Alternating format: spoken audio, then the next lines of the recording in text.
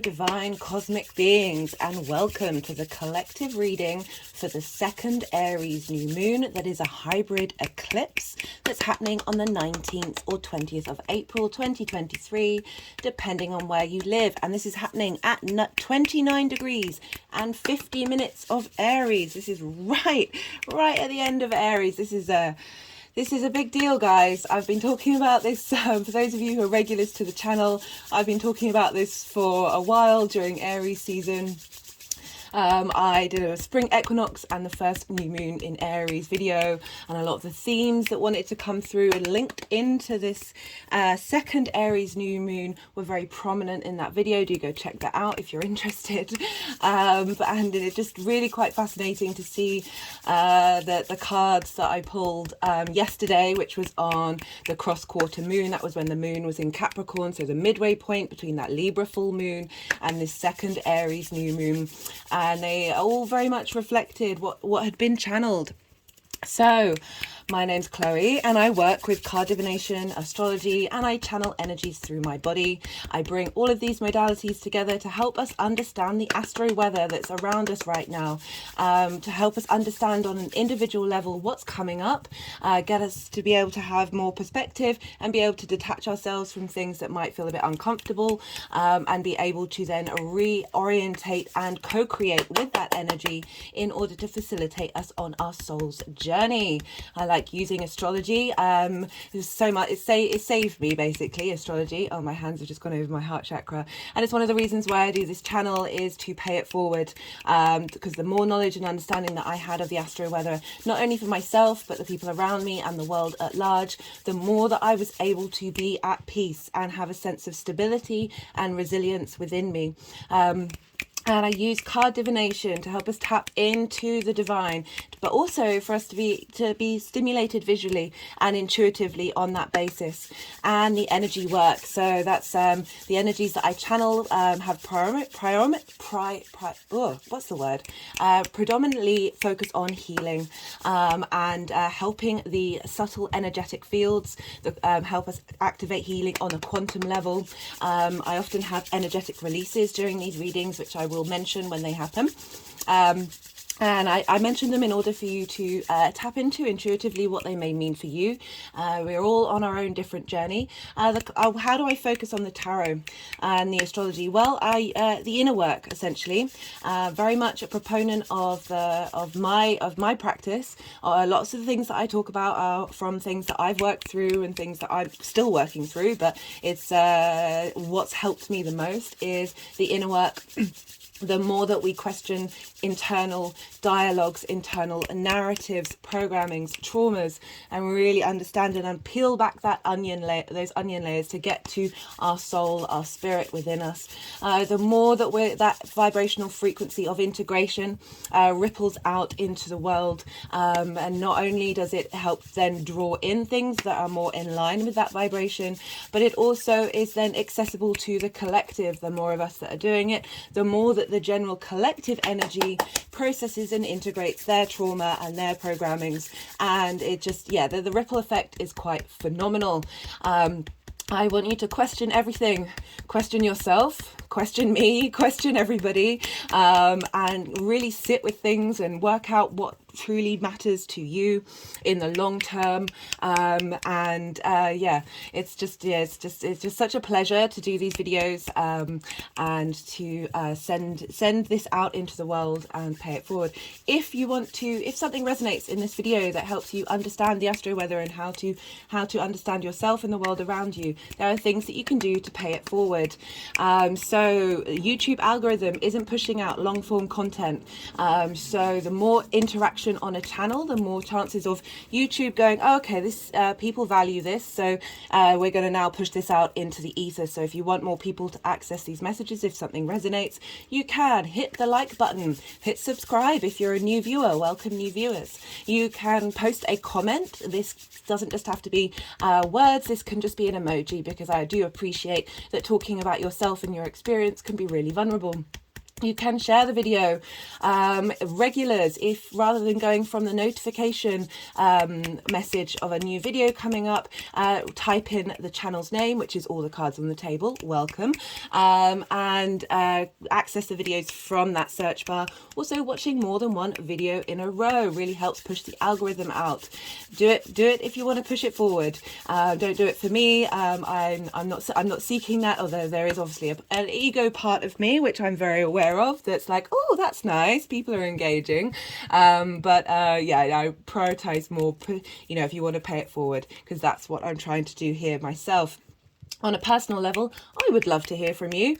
I really like to hear how the astro weather is affecting everybody, what they're doing, whether they've got any methods and tips and understandings that they want to share. I really appreciate that. So I do love the interaction on a personal level.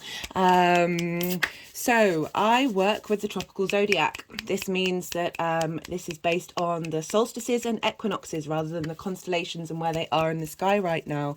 What does this mean? I work with Hellenistic principles. This is based off the Greco-Roman period that were several thousand years ago, and that mainly means that I work with the whole house system, and I don't apply modern rulership to Scorpio, Aquarius and Pisces, and I don't apply Aries to the first house and then all the way around. That's essentially it. I just want to say a big thank you to everybody watching and spending time with me. I do appreciate it, and the energy transfer. I will put the chart of this new moon in a post on the community page. I also have an Instagram account where I post that there too as well. And I usually do a quick summary of what's come up in a very short form, because obviously we don't have much space in Instagram. That tends to clarify and bring it all together. So that can also be quite interesting to engage with. Right, let's crack on with this Aries hybrid solar eclipse. So what's a hybrid eclipse? What does that mean? Oh, I meant to say, so I do pause the video in order to drink some water and sometimes just to take a breath. So if you see the video stopping and starting, that's what's happening. I just wanted to, just in case that seemed a bit odd when I just paused just then and then you get a stop and a start. But a hybrid eclipse, wow. So 3.1% of the eclipses that have happened in the 21st century have been hybrid eclipses. These are very, very rare. You get one a decade. So a hybrid eclipse is when the sun and the moon will move through throughout the duration of the eclipse, will move through all three types of eclipses that we get. There's the total eclipse, and this is when the moon is larger than the sun. So the moon is completely blocking out the sun's light, and this is happening during with the umbra, the shadow part of that transit. It will then move into a partial eclipse, which is moving through the penumbra, and this is when they are equal size but partially eclipsing each other. So the moon is partially eclipsing the sun, it's not total.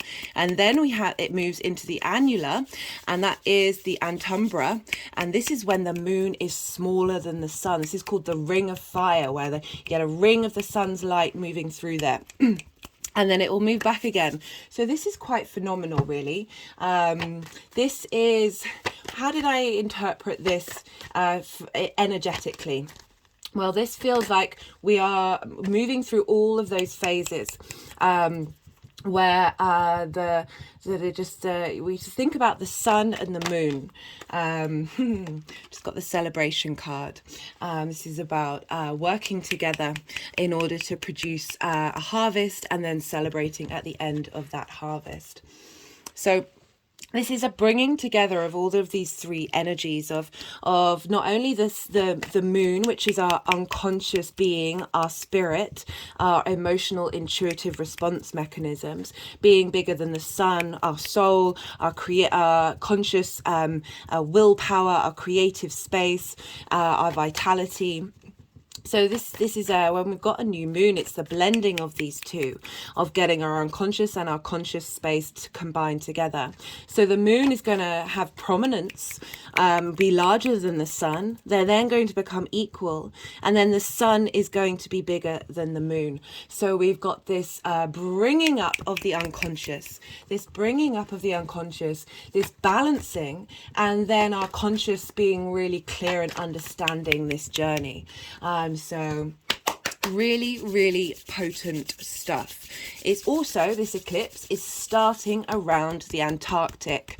Now, for some of you may be aware, a lot of the mythology and understanding of the Earth's journey and the many perhaps hidden histories of the Earth are hidden in the Antarctic. There's a very large mountain that some people think is a pyramid, or at least energetically, whether it is an actual pyramid or not.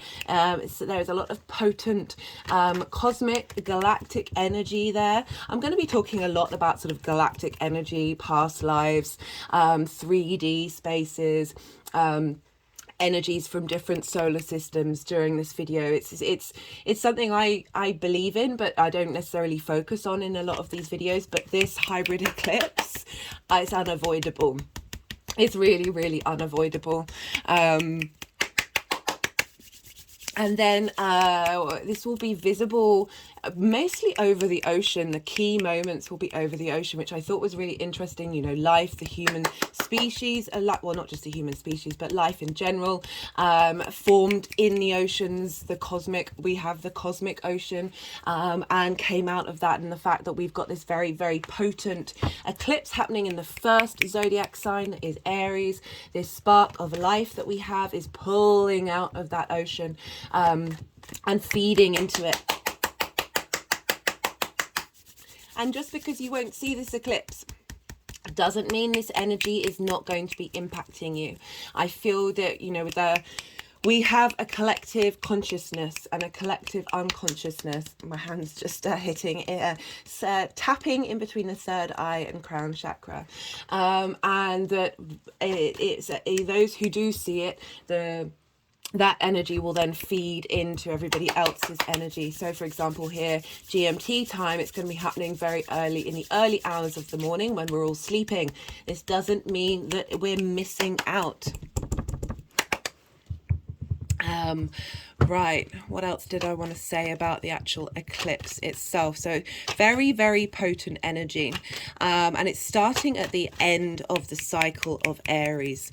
So we had a new moon in Aries at the beginning. This was at 0 degrees, I think, and 49 minutes, and that was the day after the spring equinox. And the spring equinox is the sort of the birth chart for the astrological year, because it is the beginning of the of the tropical zodiac. It's got the 4 of Pentacles, so we've had 2 4s. So in a lot of the videos that I've done recently, there's been a lot of duplicate numbers and a lot of duplicate cards. When I'm pulling clarification cards, the energy's been incredibly potent. And the message I'm getting through with these 2 cards is being within your own power, your own authority in the 3D world, and enjoying and celebrating that existence. And that is certainly a theme that's come up in these cards. I want to talk about Aries though first, before I kick off about this second new moon. So as I said, Aries is the first sign in the zodiac. It is the first fire sign. It is our spark of life. It is the I am. Is cardinal energy. What does cardinal energy mean? So cardinal energy falls at the solstices and the equinoxes. So Aries, Cancer, Libra and Capricorn, they start seasons. They start this shift that we have, this 3D shift of earth, of nature, and how nature is responding to that. We are nature. Likes to instigate. There's a lot of leadership with cardinal, often starting things that others may not be able to start and not be willing to step up and start. Very motivational energy, very inspiring energy.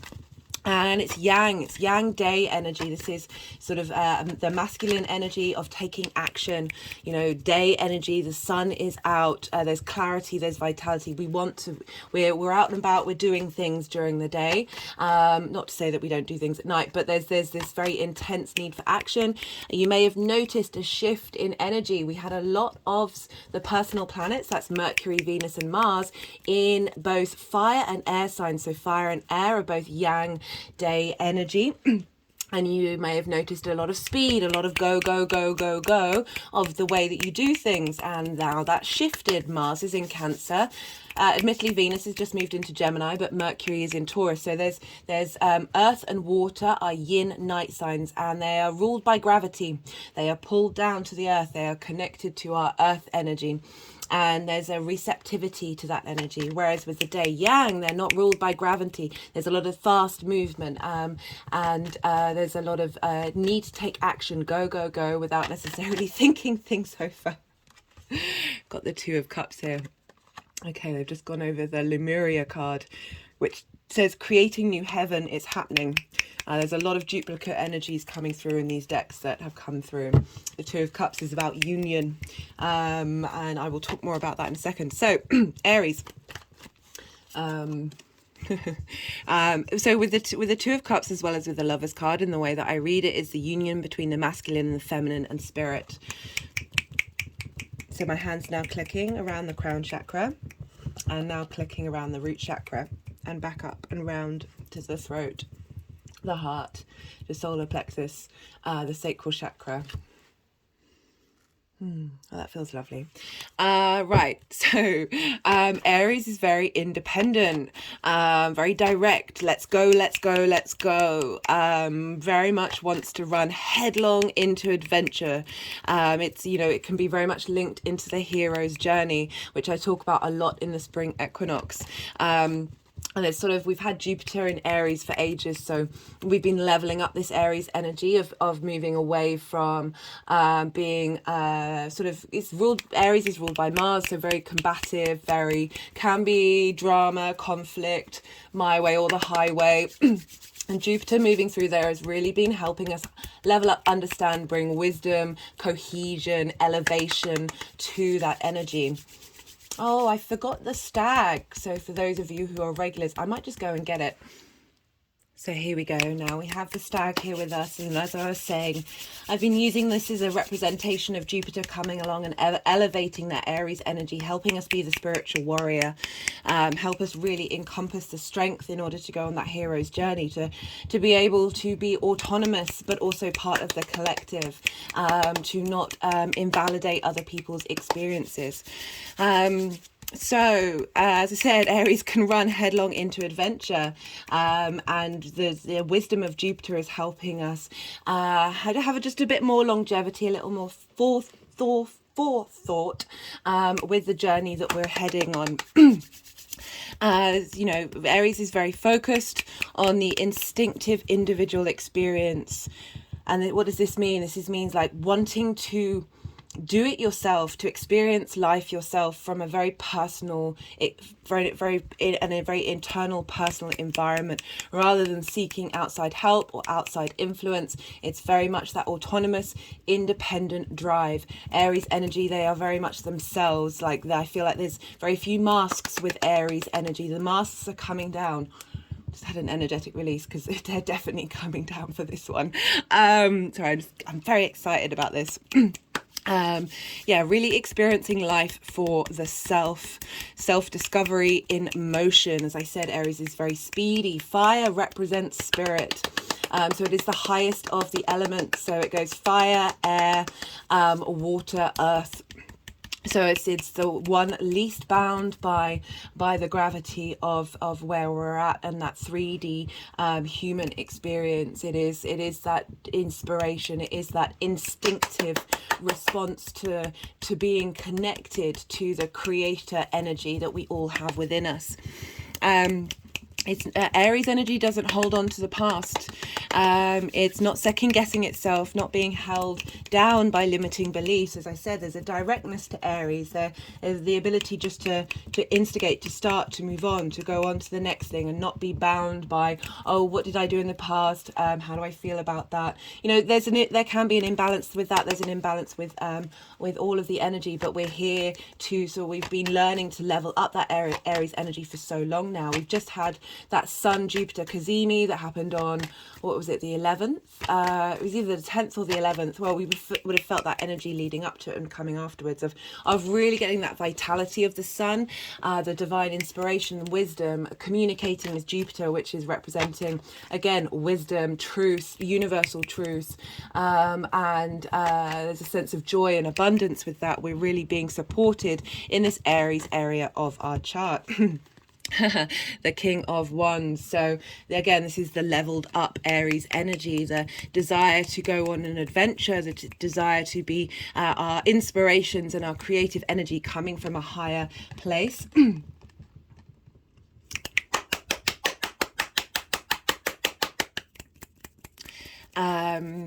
So one of the phrases that came up for that first Aries new moon was fear is the mind killer, right? So I talk a lot about fear and how a lot of the programming we have out there, we're all in survival mode, and the powers that be on the 3D realm are feeding that and funneling into that with so many things. And when we have cortisol and adrenaline running through our heads all the time, we literally can't think. We can't think and explore and find different avenues outside of that fear response.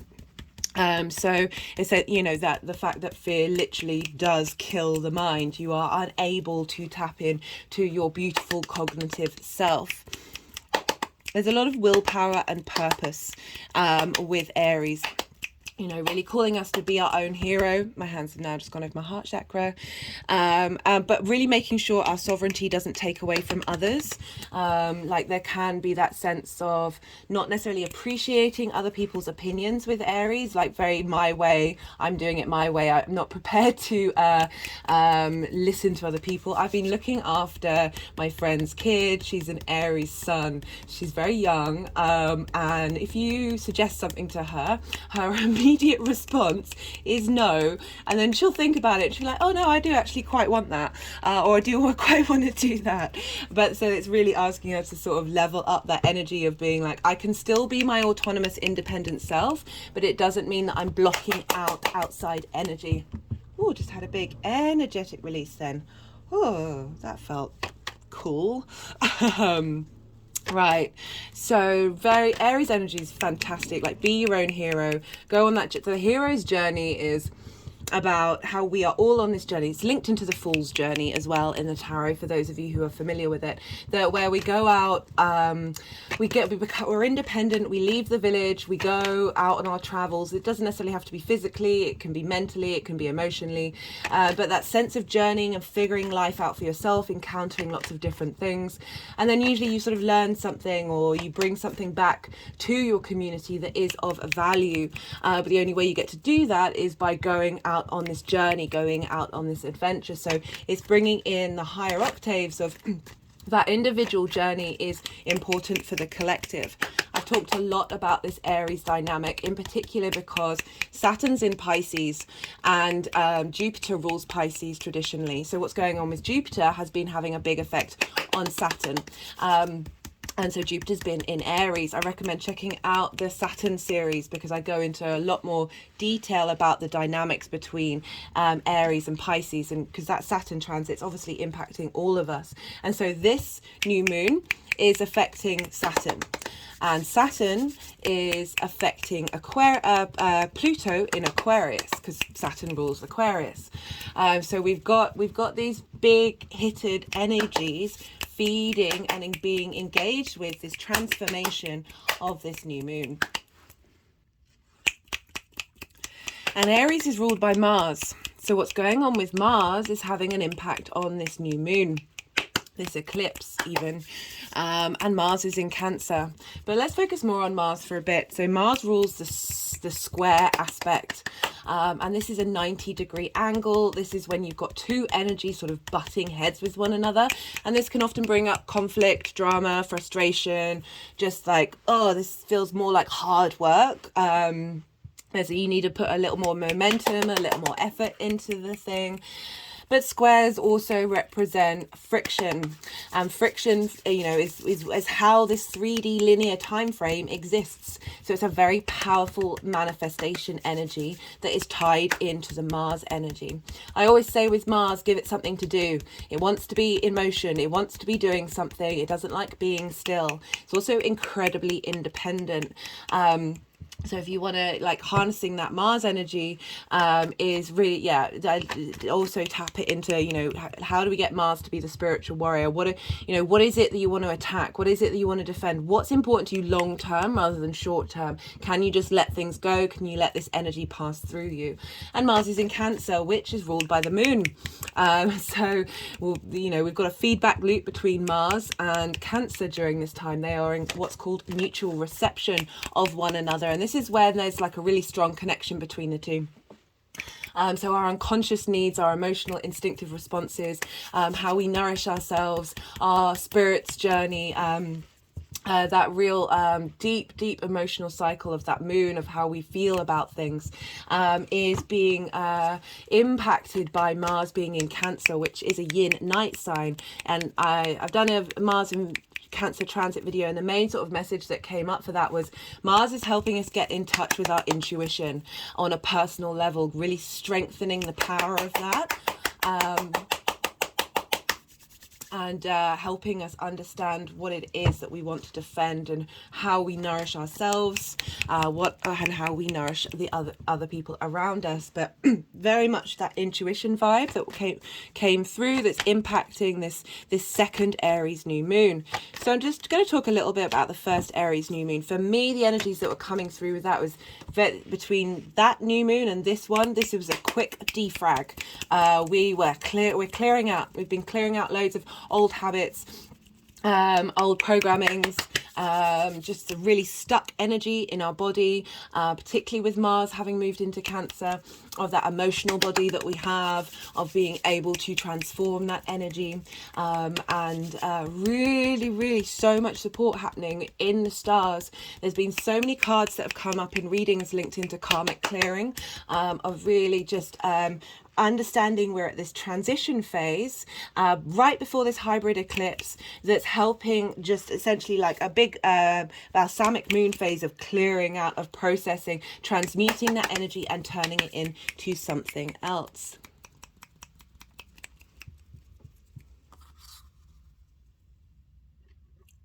I'll talk about these crystals at the end of the video. So this is from the Kim Krans Wild Unknown Oracle. Wild Unknown Archetypes deck.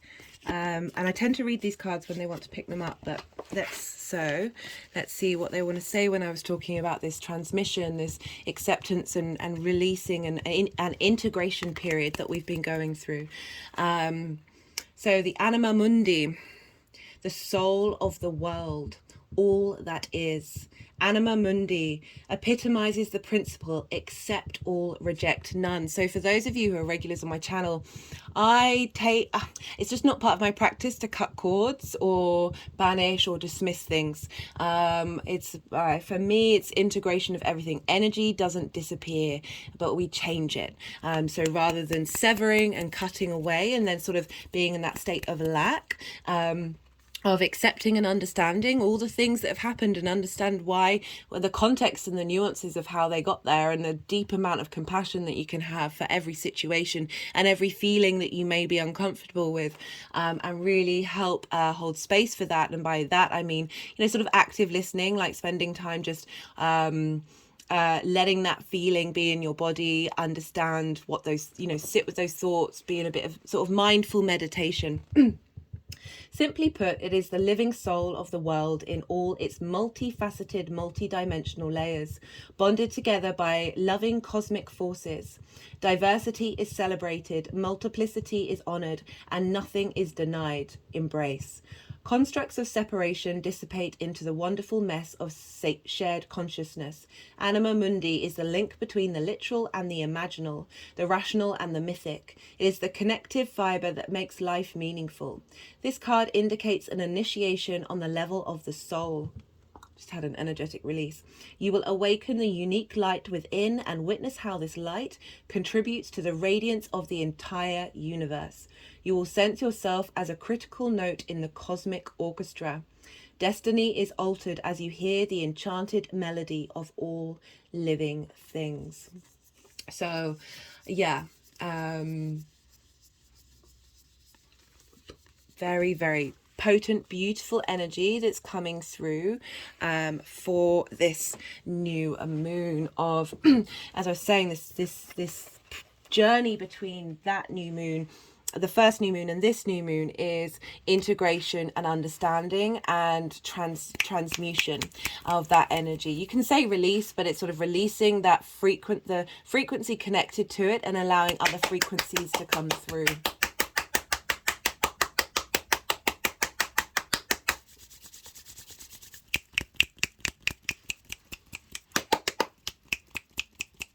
Yeah, so that was that new moon and what we're in the process of. We then had the Libra full moon that was conjunct Chiron, of really bringing into balance our emotional wounds. Chiron is very much linked into wounds not only in this lifetime but past lifetimes. It orbits between Saturn and Uranus, the boundaries of time, and the radical maverick of the solar system.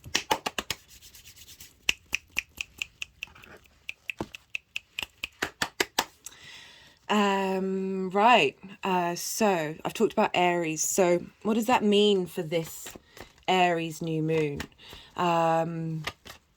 Well, this new moon eclipse, this is about so the moon is blocking the sun, but at varying degrees, so it's shifting and changing, but it's revealing hidden parts of our soul. So rather than a typical new moon, the sun, you don't see the moon. The sun is completely submerging it. It's usually when we plant new seeds to infuse our conscious intention into our unconscious mind, whereas this time the moon is blocking it. There's a reversal. See, rather than stripping back through all those layers of trauma responses and programmings that we have, not only as an individual, but linked into our family, our lineage, the collective, our past lives, that we then get right down to the soul, to the spirit of this existence and this incarnation and what it wants to do. And so the moon... the fact that the moon is now in reverse, it's infusing that space, that unconscious space, that hidden part of who we are into the sun, of being integration of our higher self. So my hands are now just tapping over my head and round the top of my head, and now over the crown chakra. And hands are open up to the sky, drawing in energy, and that energy's now just gone into my heart chakra. So that's that hidden part of the soul infusing into our need for autonomy and selfhood, which is the sun. You know, we're bringing in this galactic energy, and this connection and wanting, and that vitality of that galactic energy are just this real opening up to our higher self, and really enjoying the connection and the autonomy of that experience. I said in the spring equinox video that this video is like a quantum leap. It's a cosmic infusion into our DNA, an awakening, like a real shift in the timelines, the time frames. It's our ability to access this energy of ourselves, that is the collective, that is the universal universe creation energy, connections to our past lives, our future lives, and a real understanding of the utter magic and wonder that it is to be spirit incarnate in this human form. So yeah, pretty big deal, guys.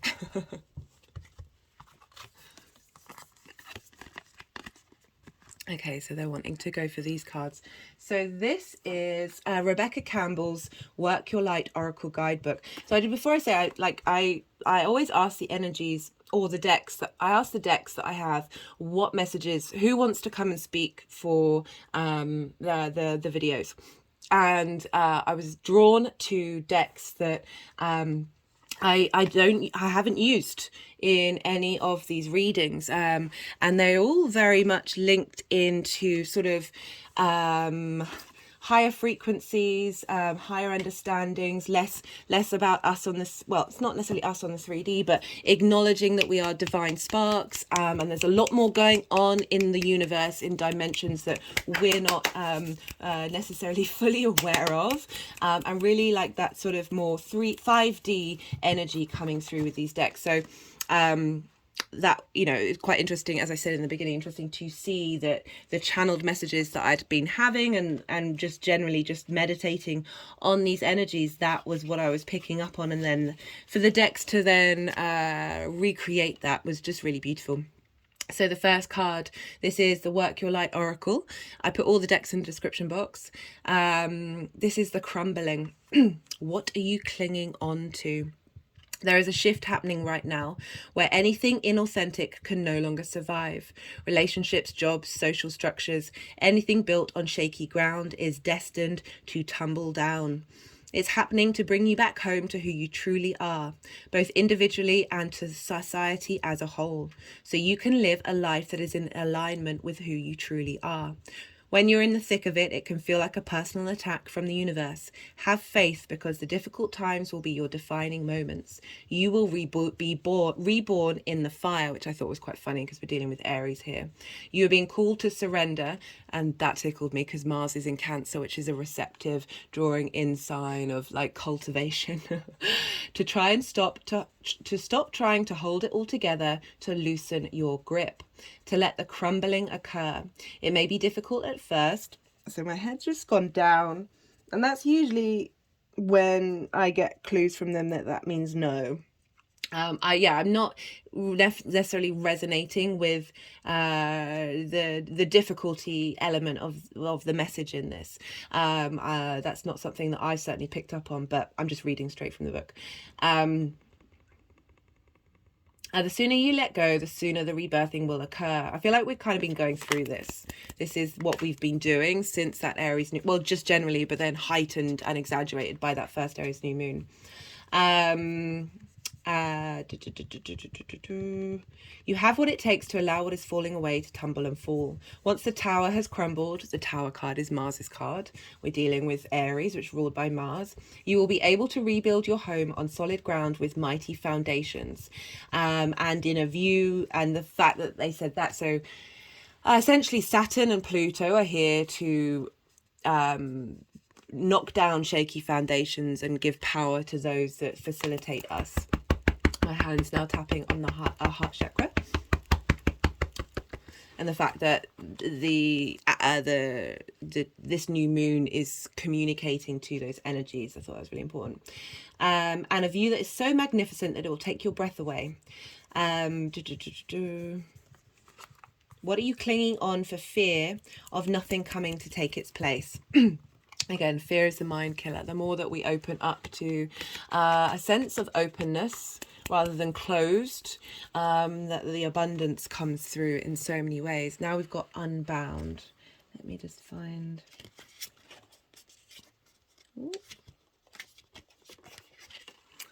so it says here, releasing old soul patterns, contracts and past lives. I can't help but laugh when that one came out. It is time to release old soul stories that have been playing out in your life. They are coming up to be healed. There's never been a safer time to clear these patterns than right now. So I've certainly noticed, you know, Mars is in Cancer, ruled by the moon. So our dreams are having a really potent energy of transmutation of those dynamics. And I've definitely noticed in the lead up to this, because we're still in this defrag phase, of a lot of my dreams have been focused on very old wounds that I've had. And in those dreams, rather than being really triggered by them and feeling that really intensely, and there's still triggers there, but I've been okay with the environment that's come up. I've been okay with that recreation. It's kind of it's felt intriguing and healing at the same time. Take a look at patterns in your life that you are ready to release. Ancient vows and contracts that your soul made have an expiry date. It could be a vow of silence or chastity or poverty. It is time to unwind from them. This is the life in which you free yourself from trauma of lives past. What old ways of being have an expiry date? When you name them, you claim them, and they stop holding power over you. That's what I sort of meant about the way I've been responding to the dreams, is it just doesn't feel relevant to me and my dynamic anymore, even though these have been very key wounds that I've had throughout most of my life. When acknowledging these old patterns, it's important to acknowledge how they have served you up until now. For example, a soul pattern of playing small caused by a soul fear of being seen or sharing your voice would have served you by keeping you safe. Yeah, that's one of the main themes that I talk about of not rejecting your trauma, not rejecting your past, like being very aware that all that trauma is trying to do is recreating safety mechanisms when it's found itself in difficult positions. So it's just doing its job. It just thinks it's trying to keep you contained and keep you safe. In order to grow, you now need to soften by receiving and calling in support. It is a time to unbind from the old ways of being that are no longer sustainable.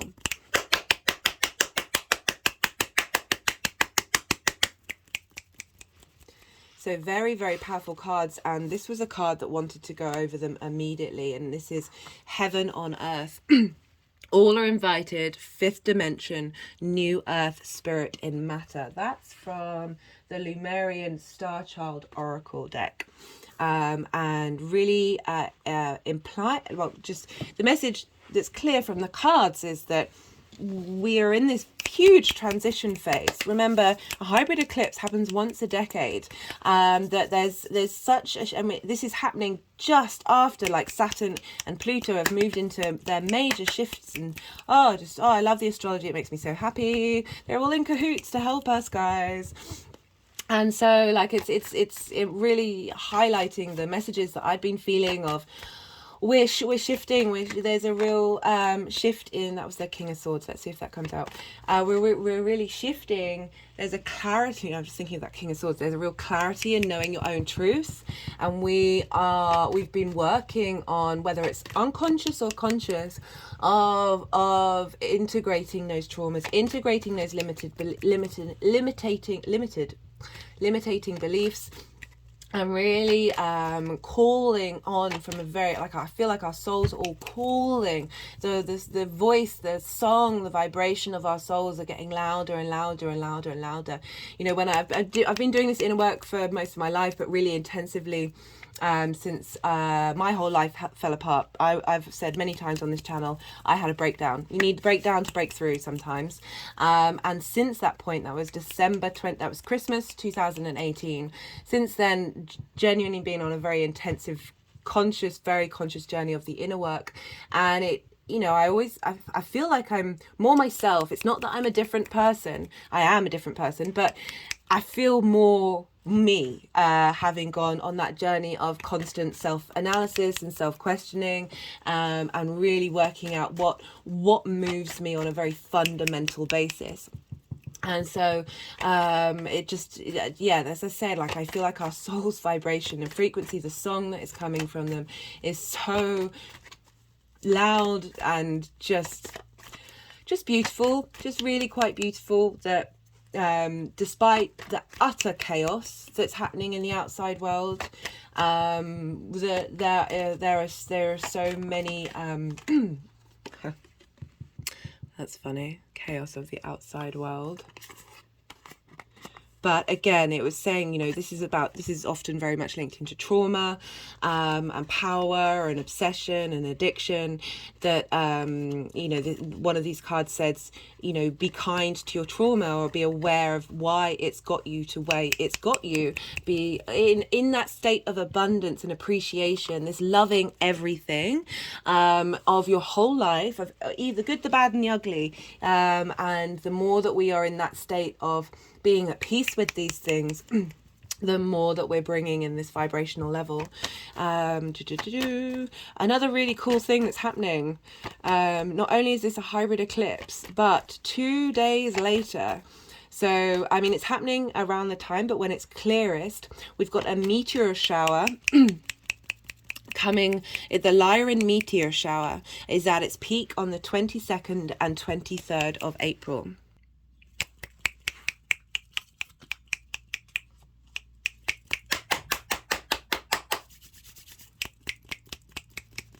So that meteor shower, peak 22nd, 23rd. This happens every year. And this is coming from the Lyra system. And the main star in Lyra is the Vega. And Vega used to be our North Star.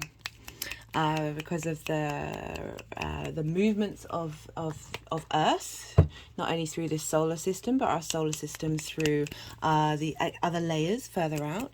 Our North Star used to be Vega, and in 12,000 years it will be again. Now, the Lyran constellation is there's a lot of galactic starseed energy out there, and this is a very strong, it's linked into cats and lions. There's very protective mammalian energy, of wanting to bring in evolution into all beings. And so this happens every year, that we get this energy. And I want to say, on a personal level, I've got a calendar up in the kitchen that's got all the lunations, and it has on a yearly calendar, and it has where the asteroids are.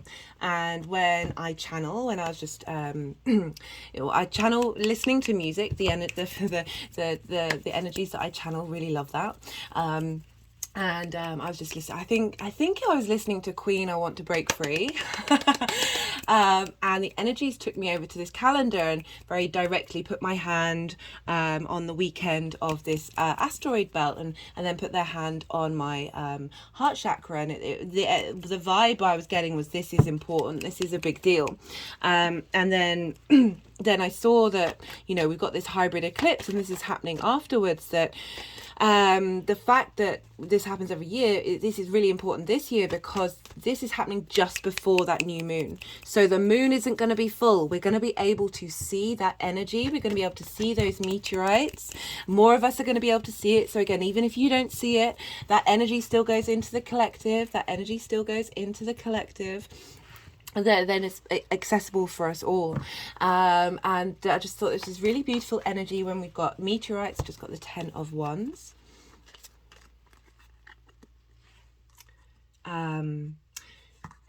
So the 10 of Wands is about burden, taking on a lot of burden. Sometimes when messages that come through with that card is taking on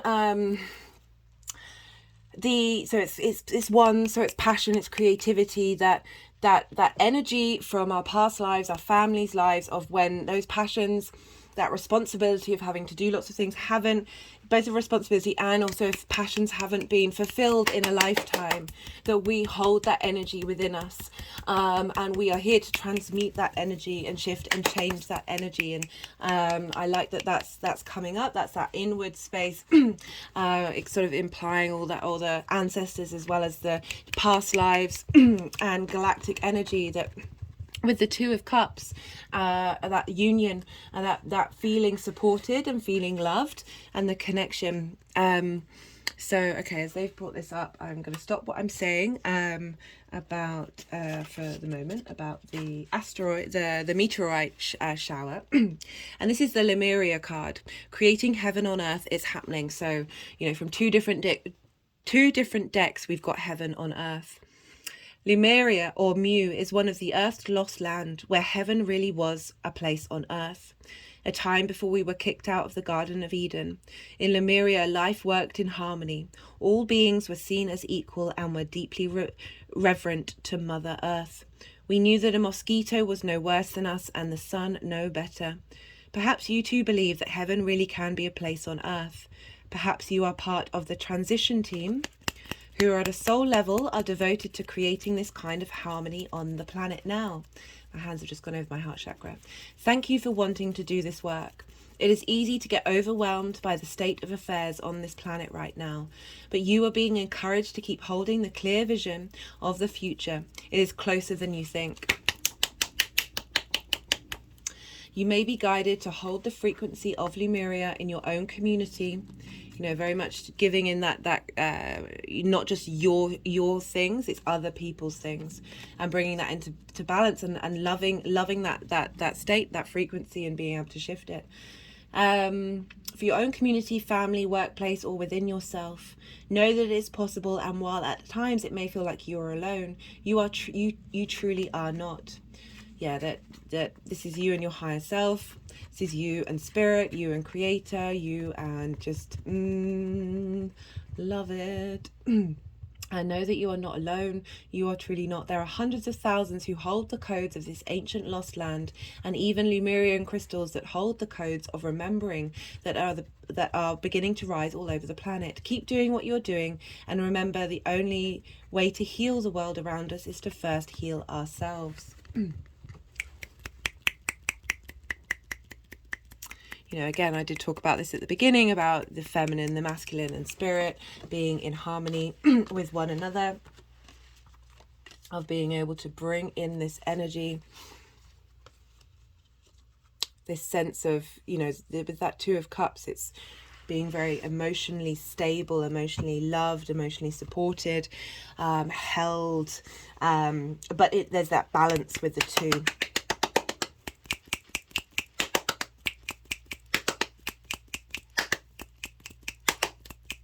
So I was talking about the Lyrian meteor shower. So with a lot of meteorites and the showers, we get a lot of information from the galactic world. Yeah, meteorite pieces hold a lot of power.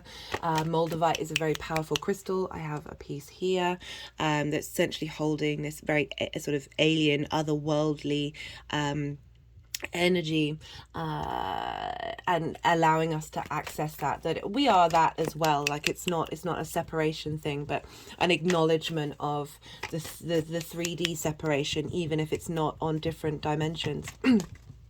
So we're going to be able to see this. This is going to be really visible, that this frequency and vibration is coming through.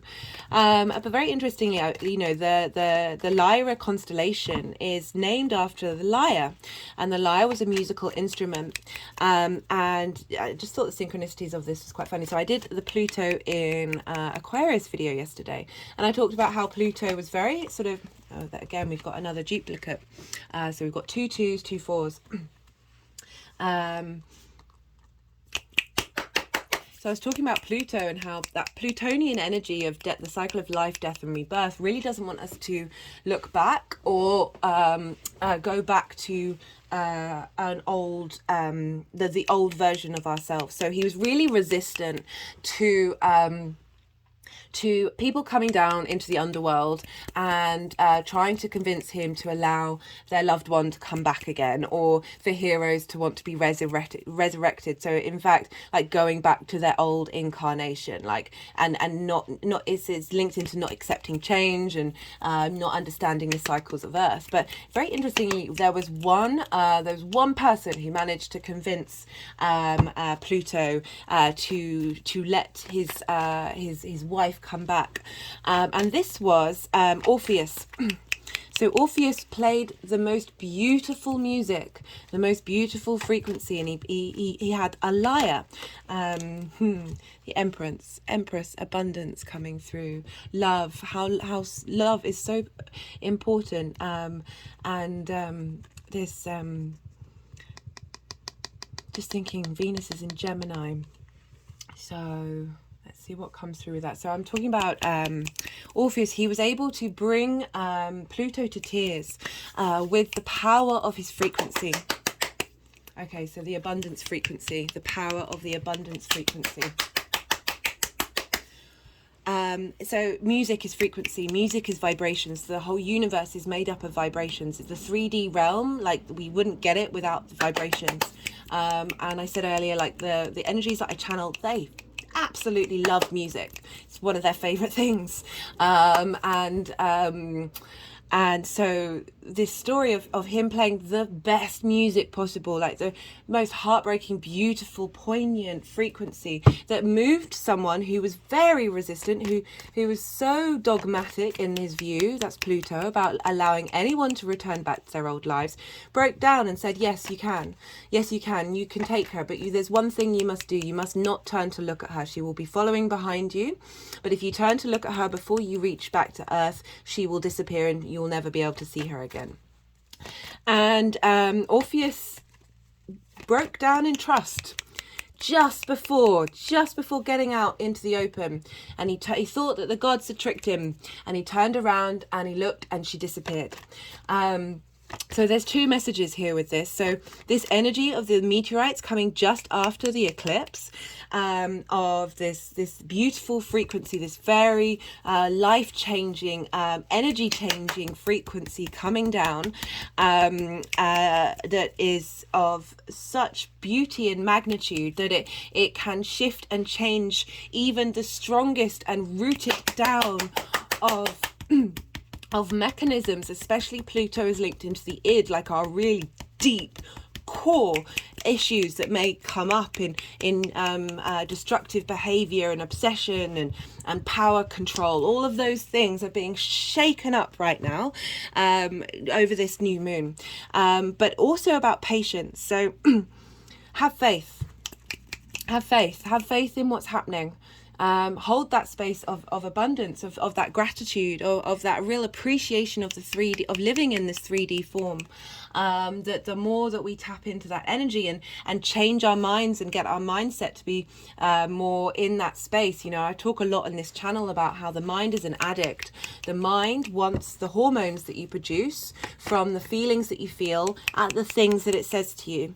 And the hormones that are really easy to produce are cortisol and adrenaline. So getting away from that space and retraining your mind by being mindful with how you respond to things, letting those energies move through you, and retraining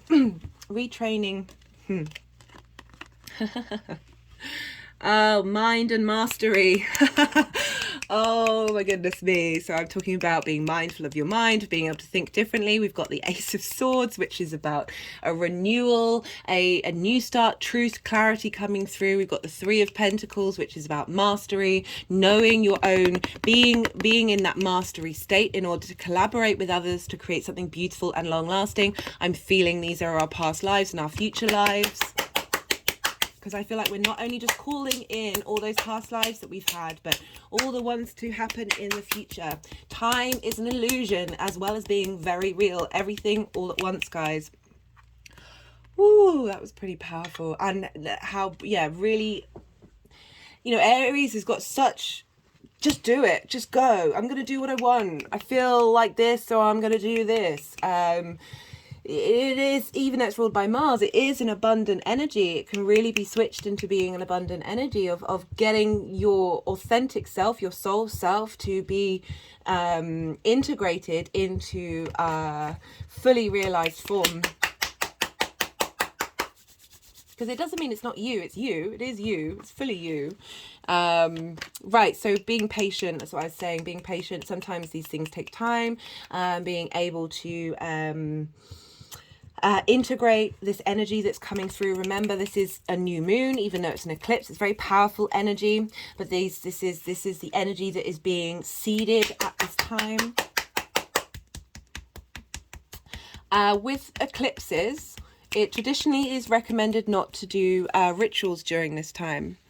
And because it's very, very potent energy, we're dealing with the nodes here, because the nodes represent the eclipses, and this is very potent energy. I'll talk more about nodes in a second, but it's up to you. You feel how you want to feel, but sometimes it's good to do rituals after the moon has moved out of the sign, which it's doing very quickly. It's moving into Taurus super quick, but we've also got the meteorite shower, so perhaps waiting until then to set any intentions that you may have for this Aries new moon hybrid eclipse. That might be a good idea to do. So that idea of patience. So the Lyra energy and the Vega energy brings about hope. It brings about the ability to be changeable, and refinement. So I'm getting that of our refinement of ourself, our spark of who we are, really potent energy. It's 29 degrees, so at the beginning of a sign, it's very the freshness, the new ideas, the cultivation. The midpoint can bring about a lot of action, and then the end of it is it's like the weight of all of that learning and understanding, and it's just before starting a new journey into Taurus. So it's really bam, how do we embody that? How do we bring that in? But this very, I know who I am, your soul, your higher self, you truly know who you are under all this programming, all this manipulation that we go through, not only ourselves, the people around us, our society, the collective, but again, stuck energy from our ancestors, our past lives. We're here to transmute it, change it, and they're all clapping, they're all in joy, they're all in. Okay, so what's going on here? No. They're all in cahoots. The good, the bad, and the ugly. I'm telling you. And also the Vega energy, which is the sun of the Lyran constellation, where these meteorites are coming from, is a very positive star. This is a fixed star. It's 15 degrees of Capricorn. And this helps us, again, that helps bring in faith, and it's poetic and harmonious in nature. So I always talk about how this universe is poetry in motion, and how astrology really confirmed that, because the way everything moves together and how that weaves and brings energies together and manifests. Life is stranger than fiction. Sometimes you can't make some of this stuff up, and just the way that it works, even that trauma or even that pain, like, you can really sort of take a step back. I've got an Aquarius moon, so I'm a bit detached. Take a step back and see, well, that's just hilarious and beautiful all at once. The comedy and the comedy and drama, comedy and tragedy, of course, of existence. And then the more that we see the beauty in it, see the abundance in it, the less the weight that we have, that we're pulled down into, can take us over. Right, I'm going to pause for a second. Right, where was I? So I think that's all the sort of the general energy that I want to talk about. And in summary, this is the spark of our spirit connecting with its cosmic origins. That's definitely their tagline for this video. Yeah, just loving tapping into this energy. It's really beautiful. So now let's get into the astrology. So as I said, the chart will be up on the community page, and we have the sun and moon conjunct one another. This happens for every new moon, and they are in Aries, and they are conjunct Jupiter. Jupiter's at 23 degrees. It's still a conjunction. Do they want that? They don't want that one. It's still, that was the Page of Pentacles. We'll see if that one comes out again. And so what does that mean? So we've got Jupiter, which is one of the benefic planets. It's a benefic day planet. And Jupiter energy helps us out. It doesn't necessarily feel like a bit of a... it's just a more easy, free-flowing energy.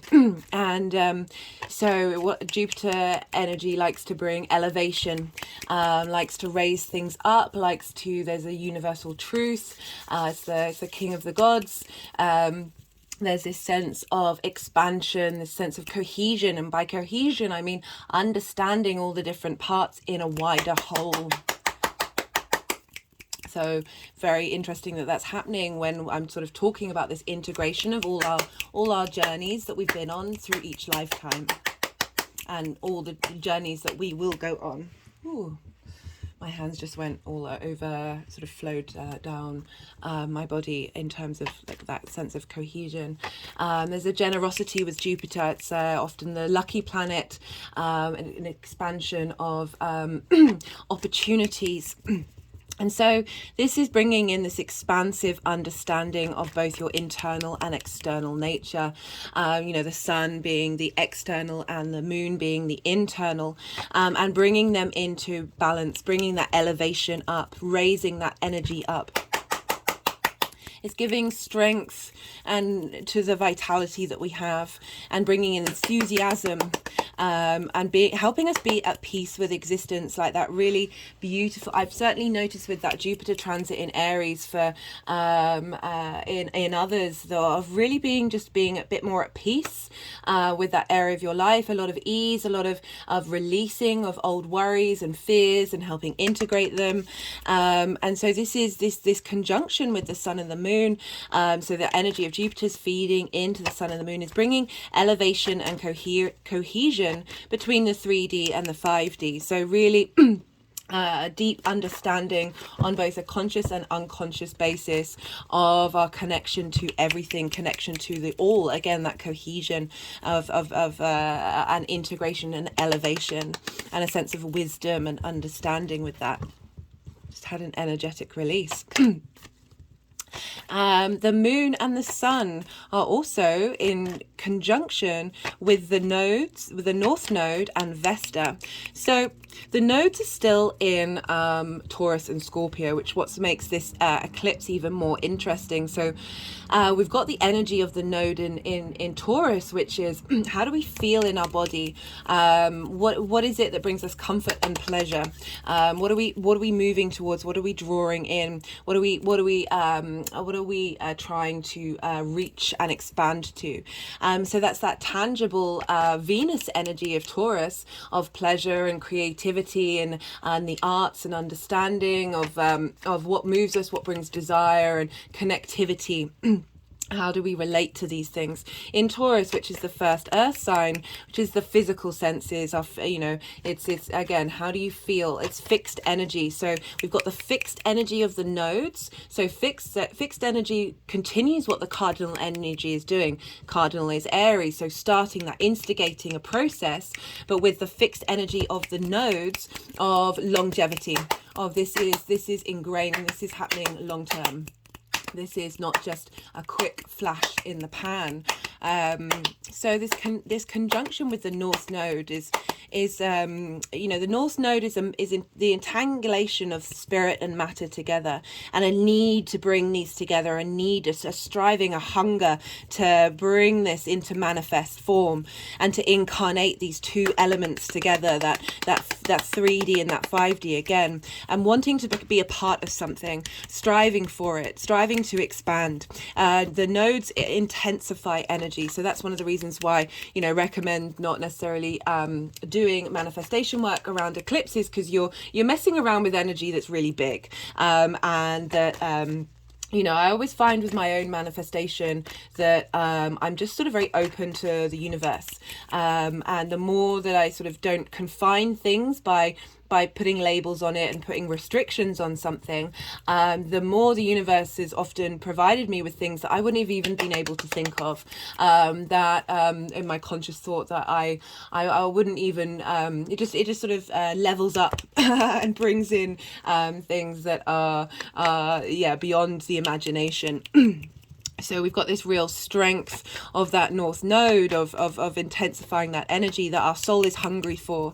This I feel like with this North Node, it can often consume things and make things very big, that It's the consumption of the small version of the I am and making it big and consuming that limiting belief energy that we may have about who we are, particularly because we've been dealing with Chiron in Aries for a while, and transforming it and exaggerating the possibilities of that energy. And Vesta is an asteroid. Oh wait, before I go to Vesta, so because we got a conjunction with the North Node, this means that we are the Moon and the Sun are opposite the South Node in Scorpio. And the South Node is very much about refinement, purifying things. There's a sense of letting go and going inward and really wanting to connect just to spirit rather than bringing in this more 3D energy, this material energy of the North Node we've had a lot of time here with the South Node in Scorpio, and that's fixed water energy. And I feel like with that energy, we're letting go of old programmings. We've been working on that for so long, and now this is a real boost of acknowledging what we've let go of. That purification process of how do we connect emotionally in a fixed way, like that uncovering that Scorpio likes to go into the deeps and the darknesses in order to uncover the truth, and this is bringing all of that energy that we've been doing into the forefront. With oppositions there can be imbalance, but I really feel this is all balancing out, that we're the energy and the information of the South Node is helping create this space of release, create this space of integration and that leveling up that we're doing. This cycle is being brought into balance, that purging and that purification and that refinement is coming through into this new moon. So Vesta is conjunct the North Node and conjunct the Sun and the Moon. Vesta is an asteroid, is very much linked into the internal flame, the sacred flame within us, that sort of domestic space. Traditionally, all homes would have a avatar of Vesta. It's one of the many avatars to that sort of beautiful, sacred, feminine energy. and helping us tap into the ritual and the sacred, and she's in Taurus, so again that embodying in that sacredness of ourselves, that internal flame of Aries in the body, in our physical senses, the pleasure of the soul being in the 3D, and how through our actions and our cultivation of our internal spark, that domestic internal space, is rippling out, is impacting and feeding into, just had to pause because I had a cough, is feeding into this new moon. This as again a further harmonization of the 5D in the 3D. In Roman times they had a temple to Vesta, and the Vestal virgins tended to the sacred flame to keep it alive, to keep the spiritual side of the empire intact, but they also used to hold on to documents like wills, contracts that people didn't want to be tampered with, so it was a very sacred space for truth. And I feel that this Vesta energy is helping protect the truth of yourself, of your soul, and really helping fan that flame, accentuate that sense of self, the truth of self, because of the connection with the North Node, and bringing that really big and helping all of the soul's journey, all the lives that you've had, your soul's journey in the lives that it's had, are reconnecting. That domestic, that internal connection is being facilitated. Keep not shuffling. So we have between the Sun and the Moon, we have a square with Pluto Now, this is an out of sign square. What does that mean? So squares are between modalities. So we're dealing with cardinal energy of Aries and Aquarius is fixed energy. But because they're at 29 degrees and Pluto's at 0 degrees, this is still showing up as a square by aspect. I talked about squares, they're ruled by Mars. This can bring about conflict, frustration, a drama, but I focus more on the friction side of it. This is how it's big manifestation energy.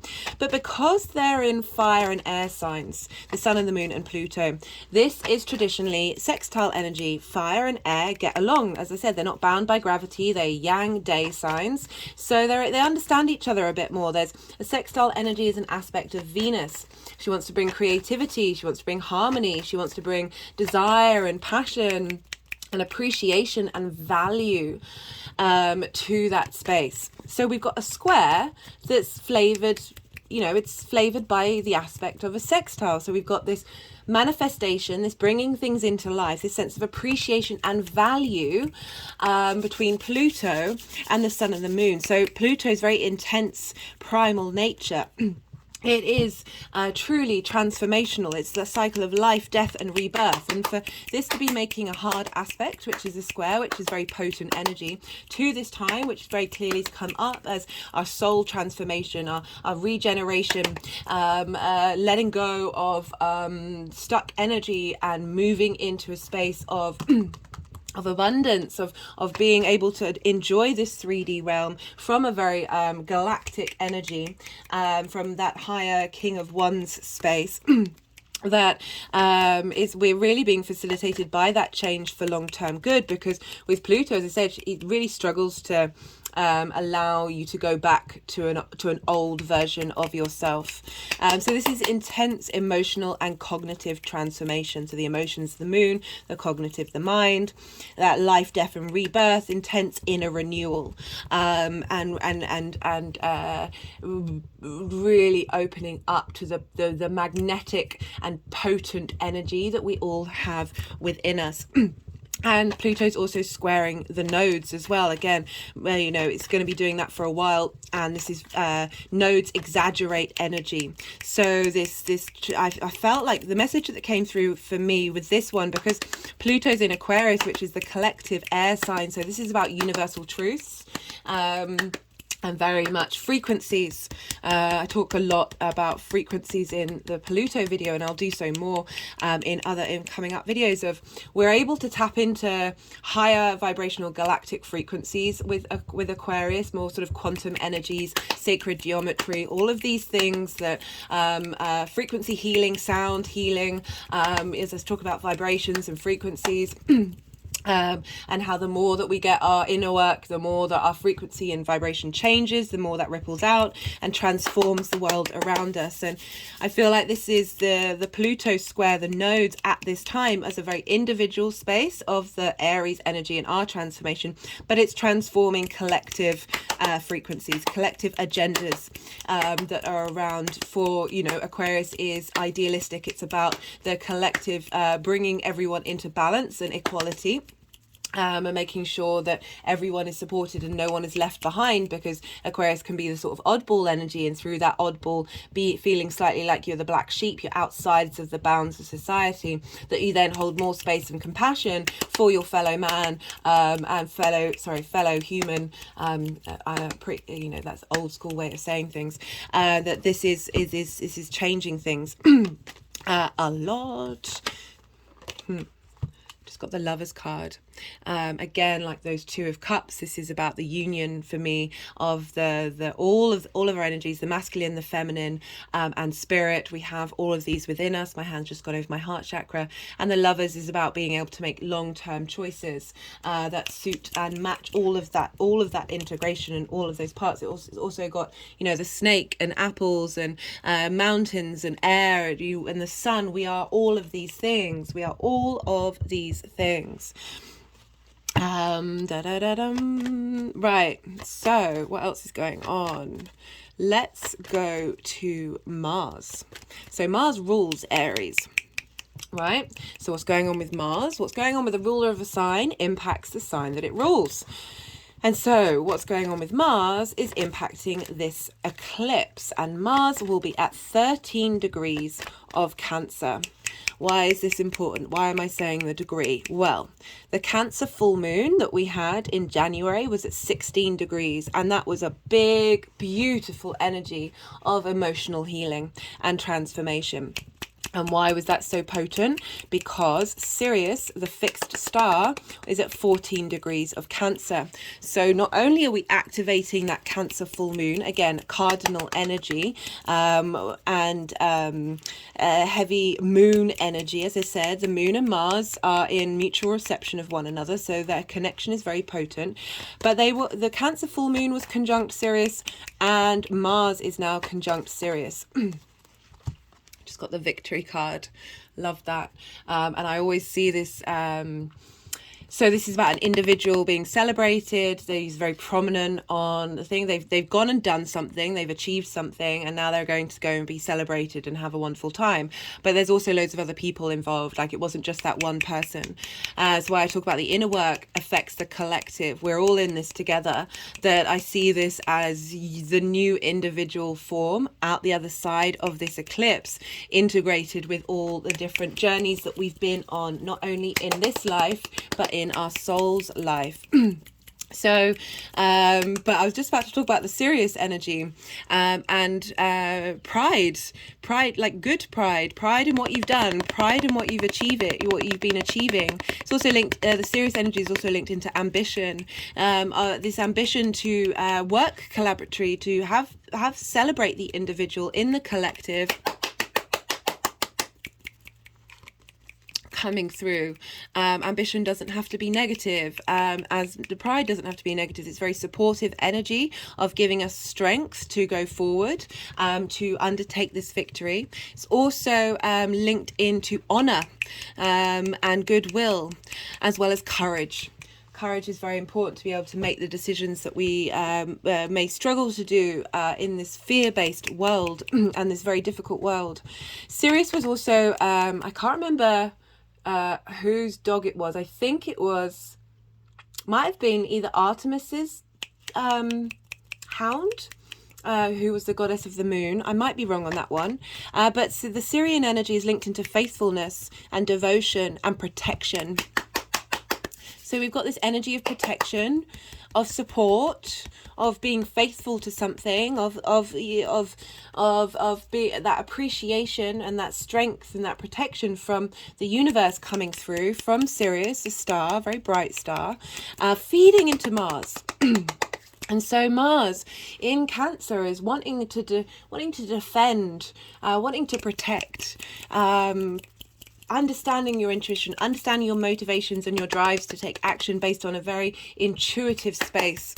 And that energy is feeding into that Aries new moon. So we've got this water and fire energy. And I always say, like, how do you emotionally connect to your passions? How do you understand what your motivations are based on emotional level? Emotions are so powerful, but in a way that is bringing from a less sort of responsive mechanism, but that deep well within you, of that sense of homes, that security based on your higher self's response.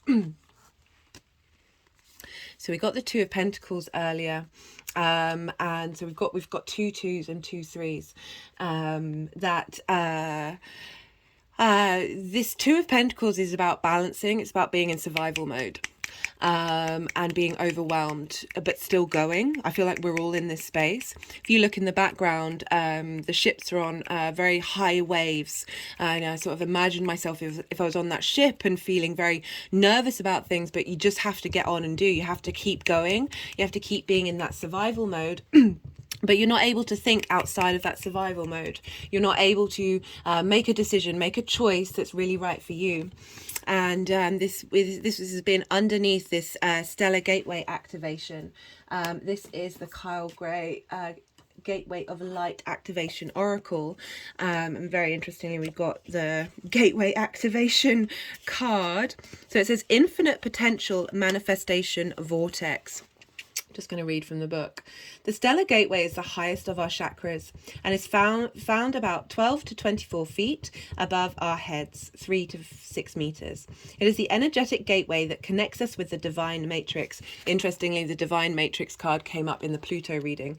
It governs our connection to the spiritual laws of creation and the quantum field. You know, I was saying earlier, like the messages that came through was that this new moon is very much tapping into the possibilities, the vast possibilities of the quantum field, like real getting our soul in line. You know, I was talking about the quantum field in terms of that space of abundance, because, and the more that we're in the now moment, again, in the way that I try and use my manifestation is not putting boundaries on things, not being limited by this fear response mechanism of not being able to think beyond the reality. The 3D Pentacles is Earth, the 3D reality that we're in. We're like really opening up that space of letting the magic come in, the quantum field, which has the possibilities of absolutely everything be available to us. They've just put the 3 of Pentacles, the 2 of Pentacles behind, again, that sort of mindful mind message. Where was I?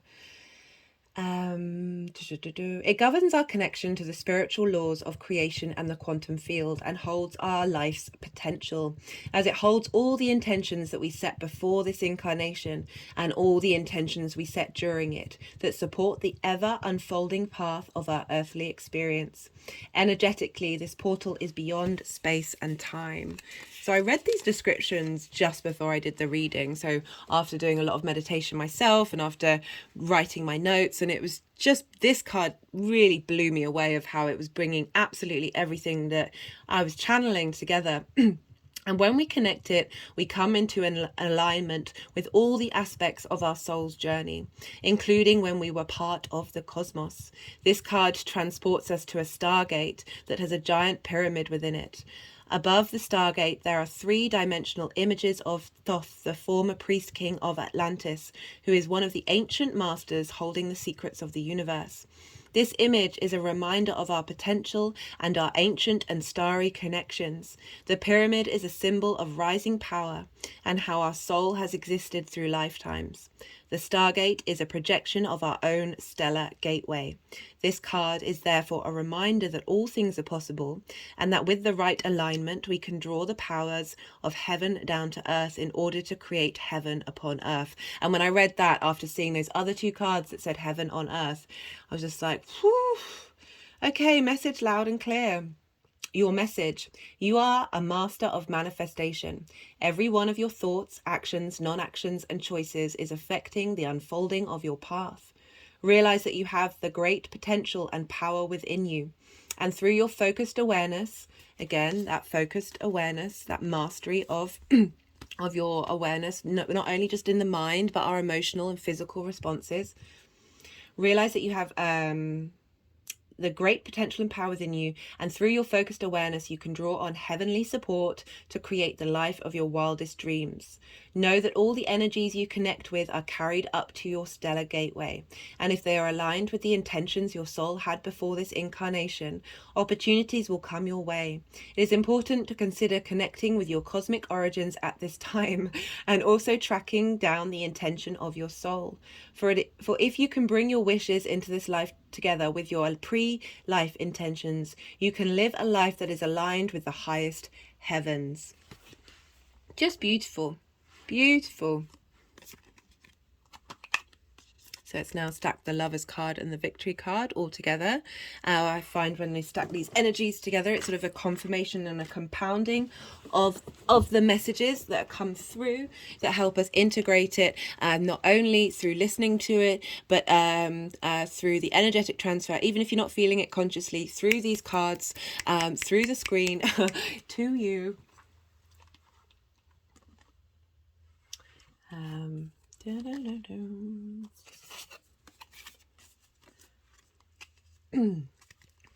Okay, as they've picked that up, I'll do this one. This is Angelic Ones. Divine healing is upon you. Just have an energetic release. Divine grace and divine guidance. There are a couple of keywords in here. Not going to read the whole thing. This is a great deck, but it's got some. I'm just going to read the keywords. Divine healing is upon you, divine grace and divine guidance. Light from the throne of God, new earth. Just had an energetic release. Inspiration, singing, mystical unfoldment, outpouring of love. So really support, a lot of support from the angels to, however you want to see whatever angels mean to you. It's sort of that energy that is that protective energy. Again, I was talking about Sirius, of protecting us at this time and really giving us strength and understanding. Let's see if anything pops out. Yeah, just really asking to tune into that energy of love. And know that you're not alone. Know that you are supported. Yeah, powerful stuff, guys. Powerful stuff. So what's going on with Mars? So the aspects Mars is making, so that energy that Mars is engaging with other energies in the chart is going to feed into this eclipse.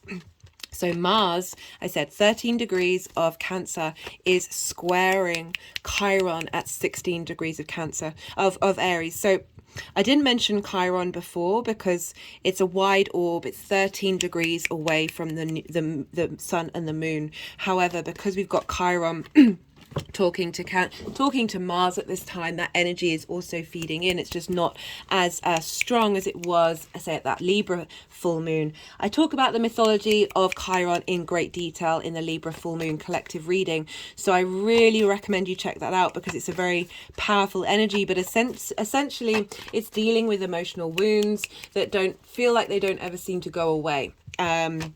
And learning the wisdom and the magic and medicine in the poison that is those wounds. Chiron faced both abandonment issues from his parents as well as a wound from a friend. So, you know, both things that just happen to this energy. You know, sometimes things just happen to us, and it's part of the journey that we go on. Chiron also received a lot of support from Apollo and Artemis, who were the sun and the moon avatars for ancient Greece. But what does this square with Mars mean? Well, we're bringing in this ability to manifest deep, intuitive, emotional healing, but also power, this real understanding of those wounds, of transmuting that energy, of having done a lot of healing work in this last month. That now the wisdom, the master teacher energy of Chiron, he was a master healer. He also taught lots of other things, particularly music as well, of being able to tap into our frequency of that master teacher.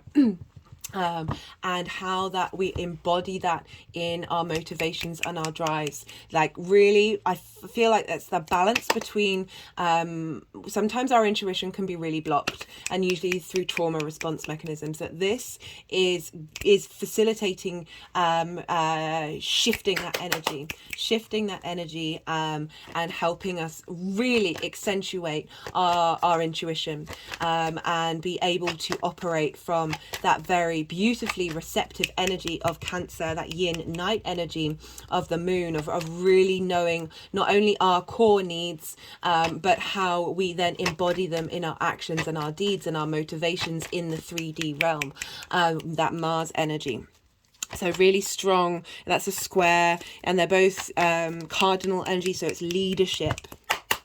It's instigating things. It's being able to take charge, to have that courage, to be able to be yourself, because it's fully Aries energy that's dominating this. And so, and particularly because Mars and the moon are very in cahoots with one another. So the moon, our emotional needs, our intuition, our unconscious instinctive drives, that the wealth of power of our unconscious. Most of our actions are based on our unconscious. Very few are very from the conscious mind. So our moon is very dominant, and we're able to understand and harmonize harmonize the chaos energy that we can have within us, those trauma energies, those misdirected, the misdirection of that intuition. Just had an energetic release of that, with that Ace of Swords, really clearing this space out, clearing that energy out. Again, being a master, in control of what we do and who we are. Mars is also sextiling Mercury and Uranus. So this is potent energy. So Mercury and Uranus, just got the Queen of Cups. Interesting coming through up then. So Mars is in Cancer, getting support to be emotionally in balance. The Queen of Cups is very nourishing energy, very supportive energy, and wanting to tend to your emotional responses. With the sextile with Mercury and Uranus, Mercury is the next day is going to go retrograde. So we're going to be revisiting things, but this with the conjunction with Uranus is, how do we feel in our body about things? Are we doing it from more unintegrated space, or are we doing it as a queen in that very supportive but strong energy coming through, that ability to be in control of our emotional response mechanisms and be able to, because we're dealing with feminine energy here, because this is Taurus and Cancer, which I feel is why the queens come up, of really with that Uranus energy of being able to think differently, of being that maverick, of being very able to be your authentic self. And how you communicate that, and how you understand that in your body, and being with that sextile to Mars in Cancer, your emotional body with your physical body, being able to do a deep not purge, but understand and appreciate and value, and then connect in different, more creative ways that are based on desire and pleasure. Ooh, and then that's all feeding into the new moon. I love it. Okay, what else is going on in the skies? Not much else. We have between the sun and the moon, I'm going to go back a bit. Between the sun and the moon, we have a square with Pallas Athena. Again, this is another asteroid. This is very important for Mars's journey through Cancer. So Pallas Athena is at 25 degrees of Cancer, squaring the sun and the moon. And why is this important? Because Pallas Athena was, so in Greek mythology, Mars was the kind of like chaotic, hot-headed aspect of destruction and death of war, and the Pallas Athena was the strategy, the wisdom. If we're going to do this, let's be long term about it. She's very cool, calm and collected. She wants you to be independent. She's one of the few goddesses that was like, I'm not getting married. No, this is, I am me, myself and I. And you know, people called on her for wisdom. So we've got this aspect, this wisdom that's been influencing Mars and helping us not be so reactive and not blow up in ways that aren't serving us long term. But now this is squaring the sun and the moon. So again, another square aspect, which is heavy manifestation, bringing things into reality, bringing the reality and wisdom of our again, that intuitive space, but sort of that, you know, the home of Cancer, that need to nourish, that need for safety, of feeling safe in your emotional body, feeling there's a wisdom falling through in your emotional response mechanisms that is facilitating this huge growth and reboot of this eclipse. Love it. The final aspect that I'm going to talk about, it's gone so quickly. I wish I had more things to talk about. I'm really enjoying this.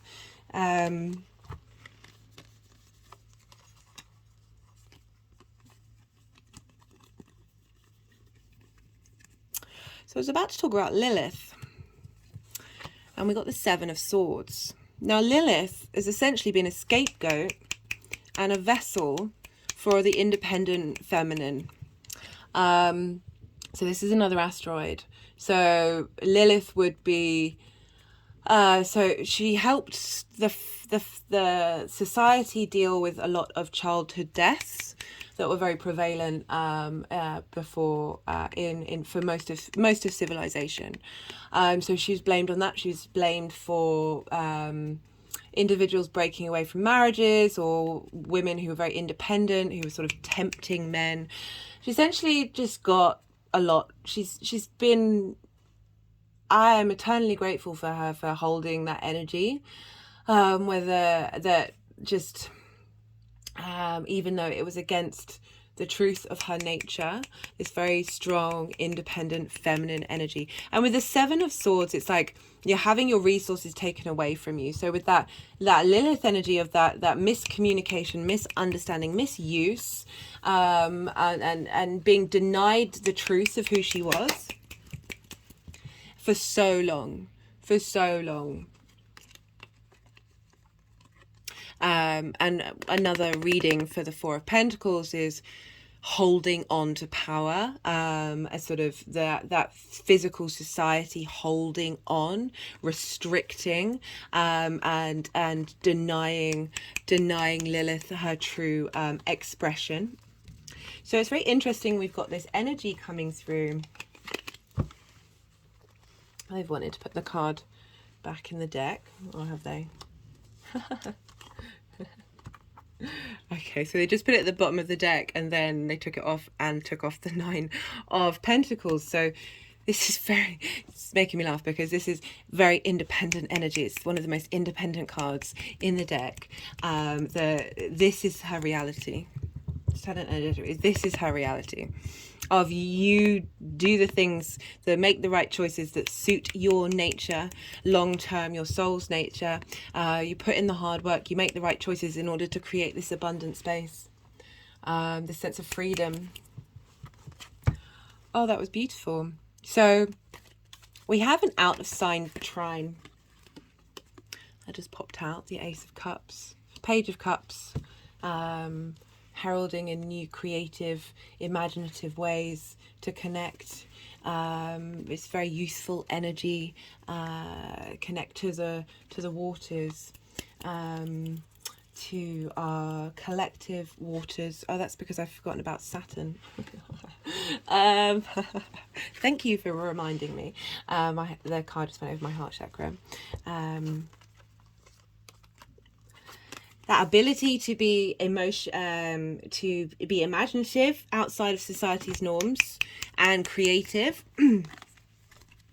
to get that again, that Lilith energy coming through. I'll stay on with Lilith. So we've got an out of sign trine. So trines are usually between the same element. And Lilith is at 0 degrees 42 minutes of Virgo, so just out of Leo. So this is an out of sign trine, and what would normally be an inconjunct. So an inconjunct is where you're not on the same page, you don't traditionally have many things to talk about, but the magic of the inconjunct is once you get these energies to work together, like new ways of thinking come through. So whereas a trine is easy, free-flowing energy, it brings about understanding and wisdom, cohesion. It's an aspect of Jupiter. All of those Jupiterian vibes are coming through from the sun and the moon to Lilith, and Lilith to the sun and the moon. But it's in that inconjunct, so something out of the ordinary is happening here. That independence of spirit. It doesn't, we have the feminine within all of us. It's not just limited to that. It's in the Virgo. It's about there's a purity, there's a healing to Virgo, there's a want to serve and facilitate and support the individual Aries, of bringing in that ability to harness that independent energy through that trine. So bringing that wisdom coming from different directions, so really reintegrating from different avenues, different soul journeys, different all of the kind of the very radical things that I'm sort of talking about in this video, of Lilith being able to get you to be so Virgo's very critical and being aware of reality, and trying to help facilitate reality. It's ruled by Mercury, but it's an earth sign. Often editors and engineers, healers, who are just able to understand how to streamline things and to bring support and fix the 3D world. It's the social air sign. Full air. It's Mercury. Social earth sign. So that energy from Lilith in Virgo right at the beginning is very mutable, adaptable, being able to help us. The journey that we're on as an individual is helping the collective, helping Earth, helping us bring in new Earth. There's a sense of purity about Virgo. Was just gone with the Moldavite, which is comes, ooh, and there's a Shunganite pyramid here, of purifying, of clearing out that energy, of giving, getting rid of the toxins, getting rid of the things that are, Virgo is also linked into health as well, being able to come up with independent, unique ways of healing. Cool, loving this. Right, so I forgot about Saturn. Silly me, how could I forget? So Saturn is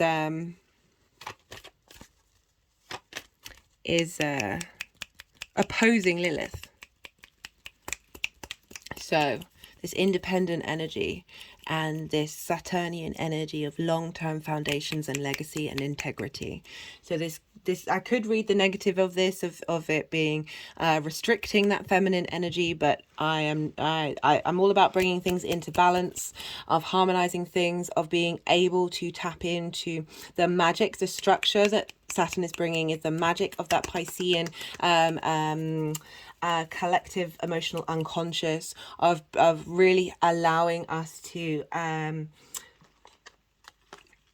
understand the collective emotional response mechanisms, that trauma, and being able to bring in a sense of independent ways of healing, it. And the temple card is very much we are the temples. Our bodies are the temples. Our human experience is a wonderful, amazing thing, and we should be in reverence of it.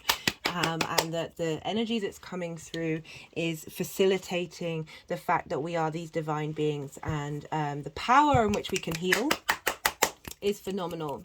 Pluto in Aquarius is all going to be bringing in fantastic new connections and understandings about frequency and sound and healing.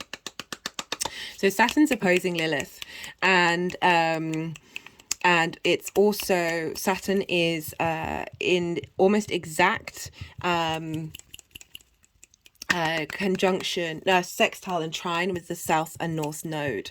So this is having a big impact on because even though it's not sextile the sun and the moon because it's too wide, it's the energy. Saturn is pouring energy into the north node and into the south node. So long-term legacy, bringing creative understanding of our emotional unconscious, the magic coming in, karma.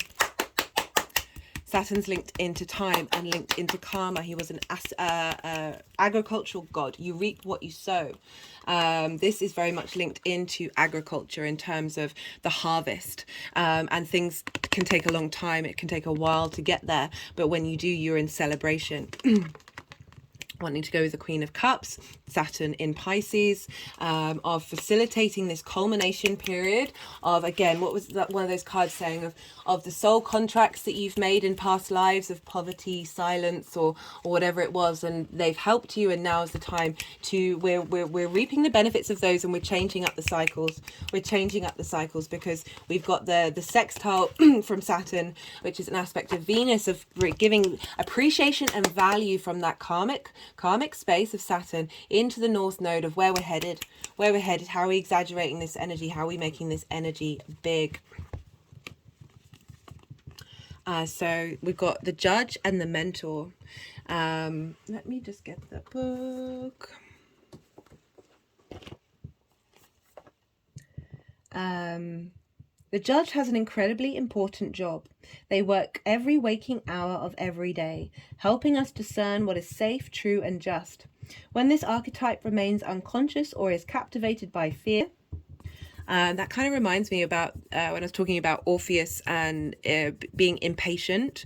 Fear makes us impatient. Fear makes us worry. Fear makes us think about the past of any situation that we've been in and recreate that in the now. And so then we worry about things not happening. We have an embodied sense. Our bodies respond through fear without us even knowing it about past experiences. Our emotions are triggered by fear. That we can be so locked into it. The Judge, also self-criticism, is also a Virgo energy, and you know, the more that we internally criticize and live in that fear, the more that gets, I just had an energetic release, the more that gets released out into the world and is repeated out in the world of division and separation. Wise discernment turns into painful judgment of self and other. Ironically, the Judge's energy can be at the seed of racism, bigotry, and fear-mongering. This is the Judge out of balance, building walls, separating from other. When this same discerning force is made conscious and healed, however, the Judge may be found, so I like this about the opposition of Lilith in Virgo. Just had energy come into my body. The Judge may be found advocating for civil rights causes, standing up for the underdog, providing resources for those in need, and forgiving again and again. Love is the deciding factor. Awakening this archetype is essential for the complex times we are in. Get your Judge in order, the world needs it. When light, discernment, advocacy, right action, compassion.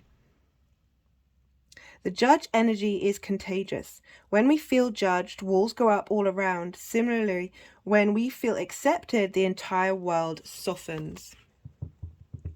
So again, opening up, getting that in alignment, especially because it's a sextile and a trine, very harmonious energies of integration, wisdom, appreciation, value, and elevation. We've got elevation and creative ways of dealing with things, of how we're looking to the future, wisdom and understanding of the past, of why we may have been in these places, not only us but the collective, and because we're all going on our own weird soul journeys. And then we've got the mentor, the teacher, the sage, the guru. It is said that the cosmic knowledge pours down on the world like a great illuminated waterfall. This can be an overwhelming force. The true teacher, though, is said to be able to hold this flow of wisdom at bay while the student sips from a focused stream. The mentor archetype has a gift for reading the room, for sensing the exact ingredient that will stimulate growth within the student. Whether pleasant or painful, the mentor may appear aloof or available, harsh or tender, humorous or rigid. Their gift is to know what serves the soul. Ultimately, the mentor is in service of the greater cosmic good and aids in the elevation of consciousness. Anytime the mentor forgets this humble link and mistakes themselves for the source of enlightenment, the archetype falls into shadow.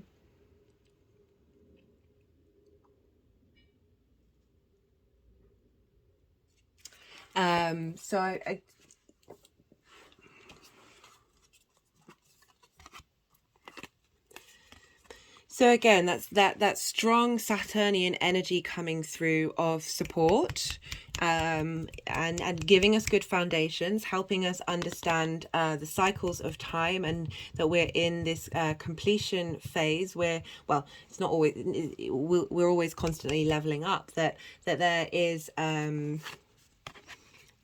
through the strength and wisdom and understanding of Saturn and how we embody that in ourselves. My hand is now tapping over my third eye.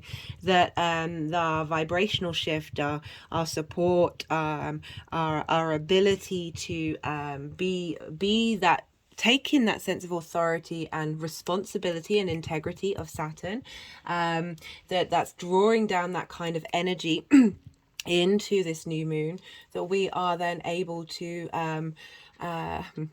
be in receipt of the support and wisdom of our past lives and our ancestors. So I've got a crystal here, which is a ruby record keeper, and let's see if I can get it in focus so you can see the pyramid shapes on it. So the ruby record keeper links us into the Akashic records. So Saturn's linked into karma and past lives and wisdom. So this is drawing down all that support from the outside galactic world and our own soul's experiences. So helps us connect to, let's see if I can hold that up so you can, whoa. So if you can get a proper look at that.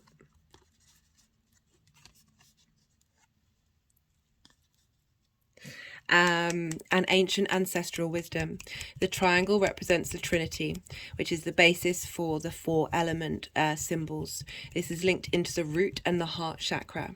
Turn inward to love. You know, again, that judge energy that we can hold of ourselves, and then that's reflected outward. So the more that we love ourselves and understand ourselves and have compassion for that duality and of all the different spaces that is that Piscean energy, the more that, you know, that is, we can heal the world. Sparks passion, courage, and adventurousness. We're going on a new adventure, guys. My hand's just clapping on my head. I think it's because it would rather have the other hand. But transformation of thought and intent into physical manifestation. Love of the human existence. The ruby is the stone of nobility. It helps us move away from martyrdom and follow bliss.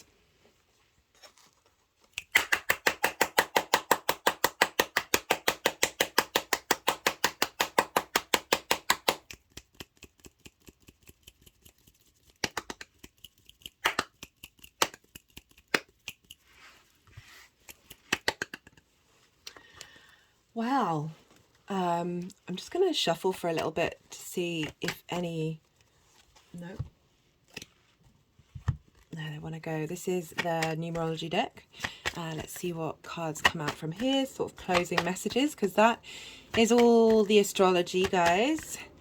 I've really enjoyed this reading a lot. It's been a pleasure and an honor to engage with this energy and share it. So this half flipped, patience. Perhaps our souls have been patient. So it's just gone. I don't know if you can see, or if, yeah. So I've got this this postcard that a friend got me years ago, of the third eye, of enlightenment. That, yeah, these things take time. We've got eons and eons of time of the universe that love it. Abundance, again, sort of mirroring that that Empress energy that came through, and just yeah, it's taken us a while to get to this space, to say the least. And we're still on that journey. But just such powerful energy coming through. Just as I say the word energy flow. So it's gone with the Lovers card and the Victory card. Of us highlighting where it's helping us be able to move in our own energy that is going to make us be able to be in that intuitive space of being able to make our own decisions, and with the information that we collect. It's a Gemini card that take us to victory. What do they want to do?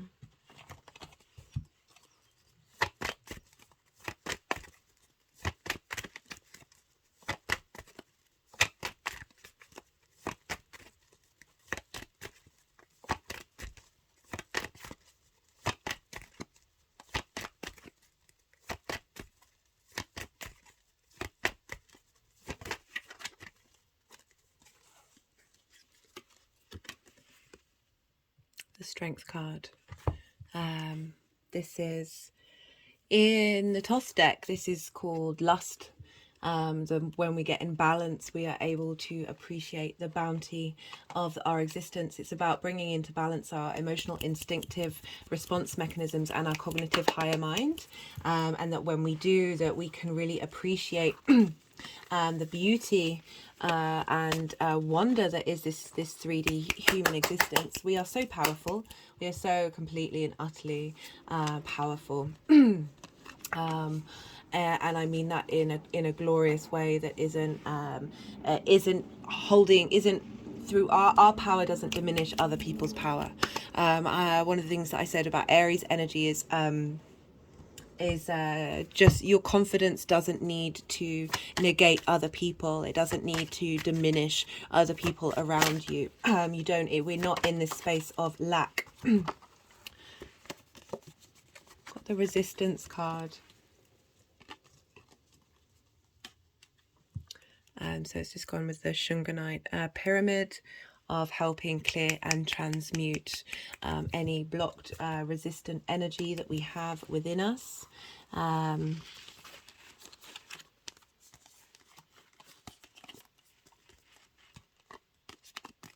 So it's put that resistance, that burden that we have, those intensely deep soul blockages, and helping clear those out.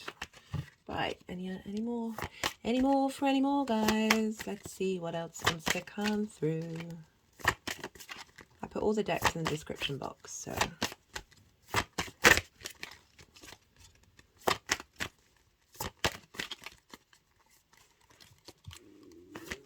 oh you saw that flip. The Emperor. Hello, Aries. High vibrational level of Aries, knowing your own sovereignty. The Emperor, King of Kings, not only being in command of its own divinity and own sovereignty, but also through those actions are able to support the people around, and give strength to the collective, bringing things into order.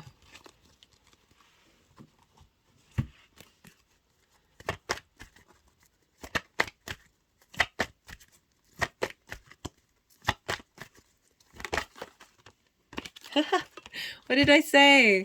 When was it? The Ruby Record Keeper says helps us bring passion, courage, and adventurousness. That we're all going on a soul adventure. Oh, I love it. I love it. Right. Is this it? Is this what we're doing?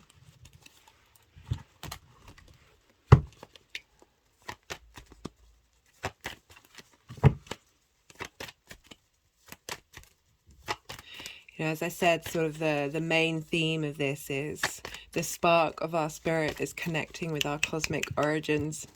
And I haven't been able to stop smiling. You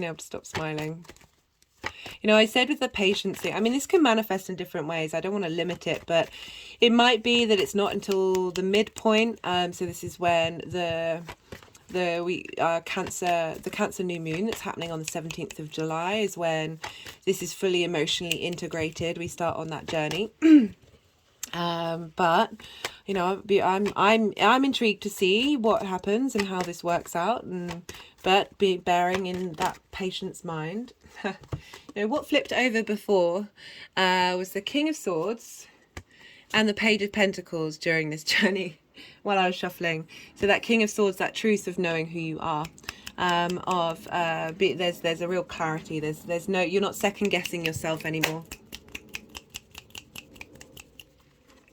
And the Page of Pentacles heralding in a new way of dealing with the 3D and youthful energy. Pages are very youthful. They're engaging. They're happy. They want, you know, it's not having been around, being exhausted by the 3D world. And this was the other card that came up in just now, is the Six of Cups.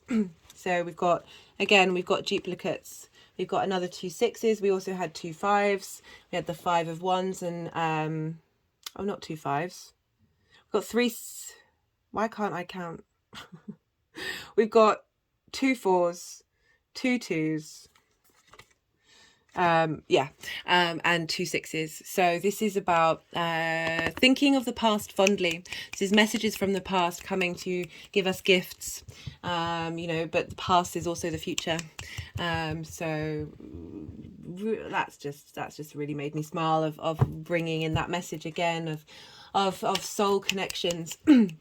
Of soul connections coming in and giving support and helping give us that sense of love and appreciation and being held during this time of our ability to look consciously or unconsciously at all our past lives, all our soul's journey, and be at peace. that abundant energy, that appreciation, that value. So this is the Oracle of the Rising Sun. Let's see what wants to come out from here.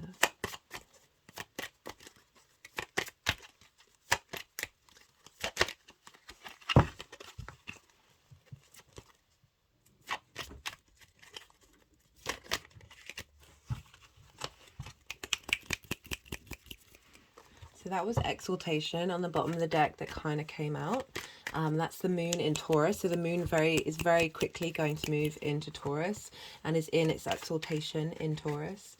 So just this sense of our emotions, our intuition, our unconscious space being exalted and raised high. We'll see if that comes out again, but I'm still taking it. Got vision. So that was a moon card that sort of half came out that I didn't let come through. And then we've got a sun card, sun in Pisces, vision, being able to see a new way of doing things. I mean, the Page of Pentacles hasn't come out. That's always my card for New Earth, but there's been lots of other cards here that are sort of referencing that. And for me, like, however you want it, that's going to mean different things to different people. But for me, it's being able to be in this 3D world and tackling it from a radical new frequency, a radical new space. I'm not one of those people who diminish and dismiss the 3D experience. I think it's brilliant. I think it's wonderful, but it's also absolutely terrible. I can understand why people shy away from it and want to leave it. I've got my moon square Saturn. It's definitely meant for most of my life that I was like, where's the off button? This is ridiculous. How does anybody do this? This feels so uncomfortable and so weird. But also very much appreciative of the beautiful experience, the wonder, and the phenomenon that we are, the human race is just, we all signed up. Well, it's my opinion that I personally have signed up for this nonsense, this ridiculous poetry in motion experience that is this 3D form on Earth, the most beautiful thing you could ever see. What was I saying? Oh, the vision, because it's gone over the Page of Pentacles, of being able to see the pentacles is Earth, you know, the physical 3D, see it differently, see it from radical new space, and the fact that it's the sun in Pisces, which can very much linked into magic, very much linked into magic. Of really being, I like how the pyramid on the ruby record keeper is pointing towards the heaven on earth image of bringing this vision, this cosmic vision, into the 3D.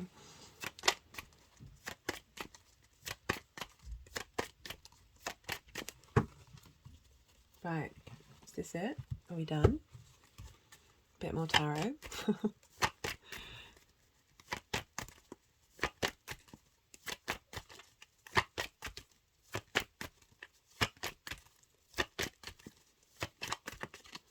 Trying to think if there's anything I've forgotten.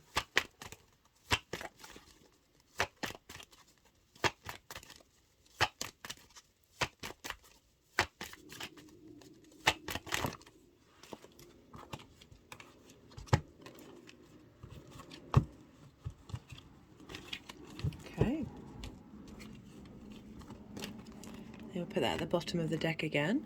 We've got the Ten of Swords in reverse, which for me is the Resurrection card. And these Ten of Swords, they're all in the spine, and we store a lot of trauma there from this life and others. And it's where our Kundalini energy flows. That Ten of Swords in reverse, all the swords are falling out, and all that release is coming. Just had an energetic release, is able for you to then be reborn, to get up again. And we've got the Knight of Cups, very Mars in Cancer energy, being able to think in a romantic, beautiful way, but also defending your own emotional space, and this cultivation of home, of that water being Cancer, of the home. We are home wherever we are, and getting support and being able to go on a new adventure. You know, nights are rushing off and going and doing things, and being able to connect to that with a more abundant space. As I said, very romantic, very idealistic, sort of, you know, just really love. My hands have just gone over my heart chakra. Love being the guiding force, really, to be honest. Like, the heart has an electromagnetic field of 3 feet, and the mind has one of 3 inches or 1 inch. When we are in coherence with other people around us, the electromagnetic field magnifies and triples. The actions that we take collectively are going to be from a love-centered space. My hands just went over my heart chakra again. And be in union with one another, be able to make those decisions, the lovers, the companionship, the partnership, that harmony, that space that we feel. Love is the most potent energy. It's phenomenal. You know, you see mothers being able to lift up cars if the baby's fallen underneath, like the power behind that, that maternal energy and paternal as well. It's not gender specific. It's just, I remember hearing about that and seeing it and being like, whoa, like it's we have those elements, those energies within all of us, the spirit, the feminine and the masculine. And the more that we operate from a heart space, the more that we walk to victory, the more we're solid in our own foundation. So specifically turning that love inwards, guys. You know me, I'm all about the inner work and the journey of truly learning to love yourself by being real with yourself, being compassionate and living in that abundant space is like the holy trinity of the inner work. Just had both energy go out and in. My head's now rolling backwards. Let's see, is that it? They still want me to keep shuffling. They're determined.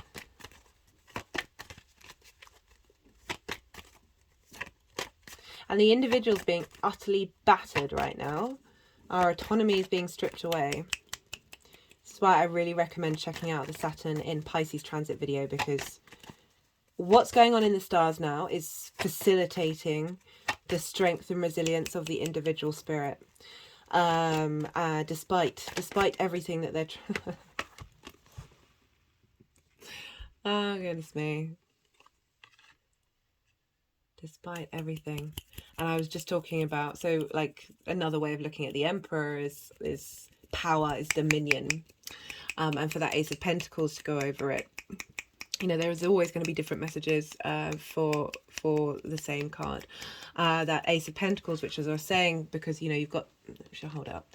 Because we've got the portal here of going into a different way of doing things. Like it's a transition into a different space, whether that's a dimension or not. It's just, it's opening up the ability to be different, to think differently.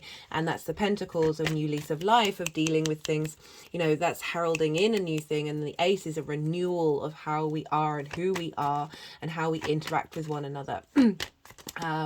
You know, separating from that space of dominion. Do they want any more?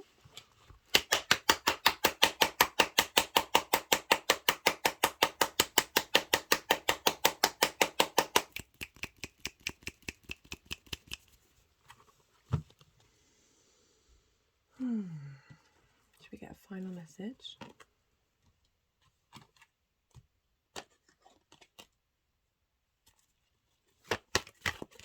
Final message from the Numerology deck, and then I think I'm going to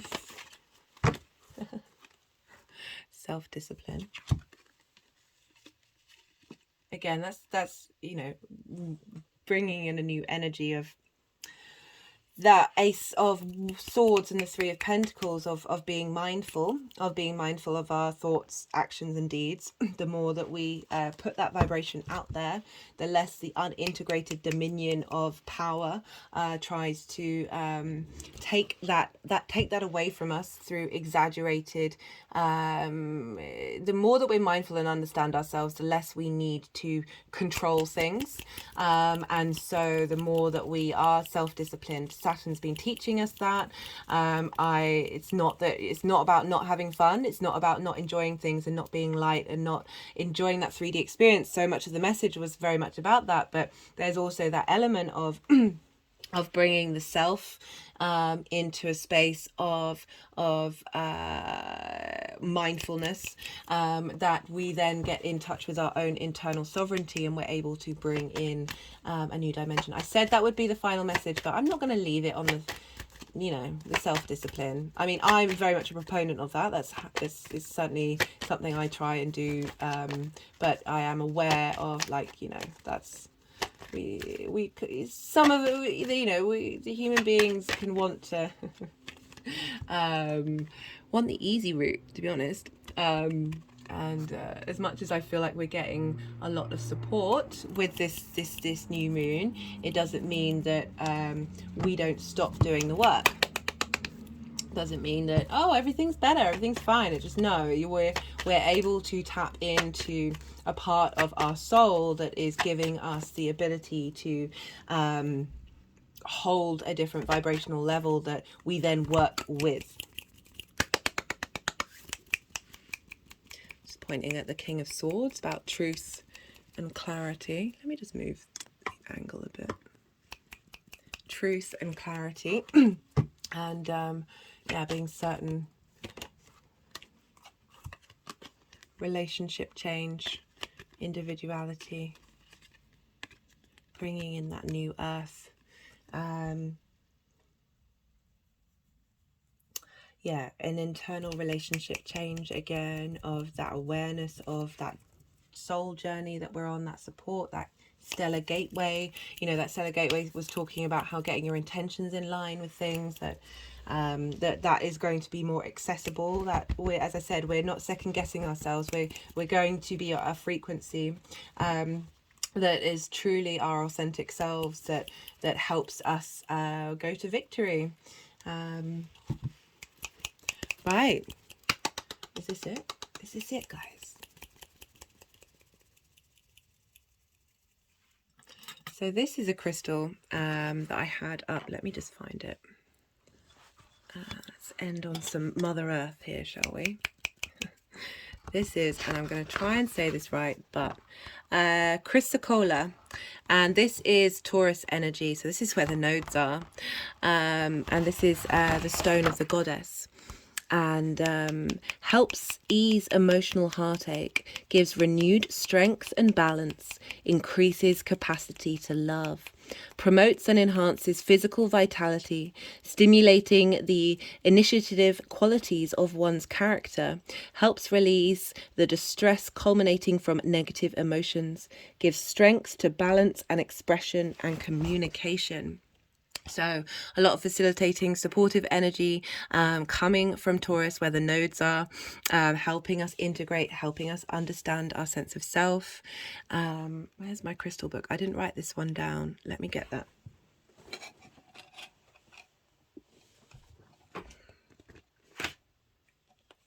Do bear with me. I'm just juggling 5 million different things. So this is, I haven't written this down fully. I've just got one little book where I write down what all the crystals are, but just keywords rather than from this amazing book that I always put in the description box, where I tend to turn up on. Anyway, what was I saying? This is golden yellow danubite, and this is the stone. This is a Buddha crystal. Agni gold danubite, sunshine stone, uplifting, abundance and optimism, solar plexus, creativity. Let your light shine.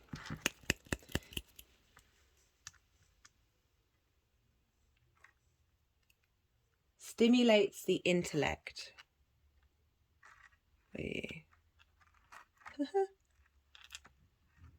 Stimulates the intellect.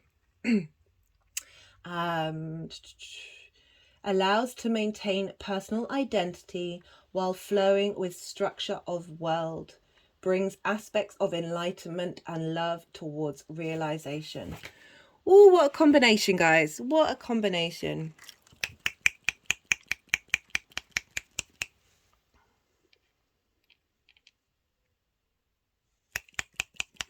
And I think I'm going to round out on that, guys. Thank you for being here. Thank you for sharing your time with me and your energy. It's really appreciated. I've absolutely loved doing this reading. As I said in the introduction, there are many ways you can pay it forward if any of this resonated. And yeah, just be good to yourself, be good to others, and be well out there until we meet again. Let's just hold up some cards. There are 2 cards that I wanted to hold up together.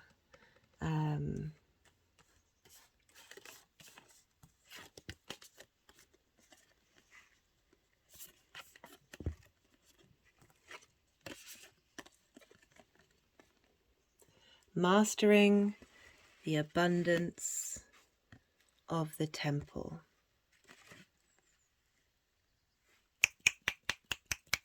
And the temple is you, guys. The temple is you.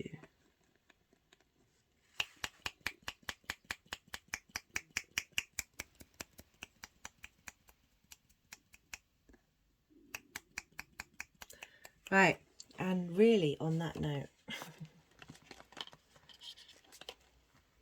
so much love to you all, so many blessings. As I said, be good to yourself, be good to others, and be well out there until we meet again.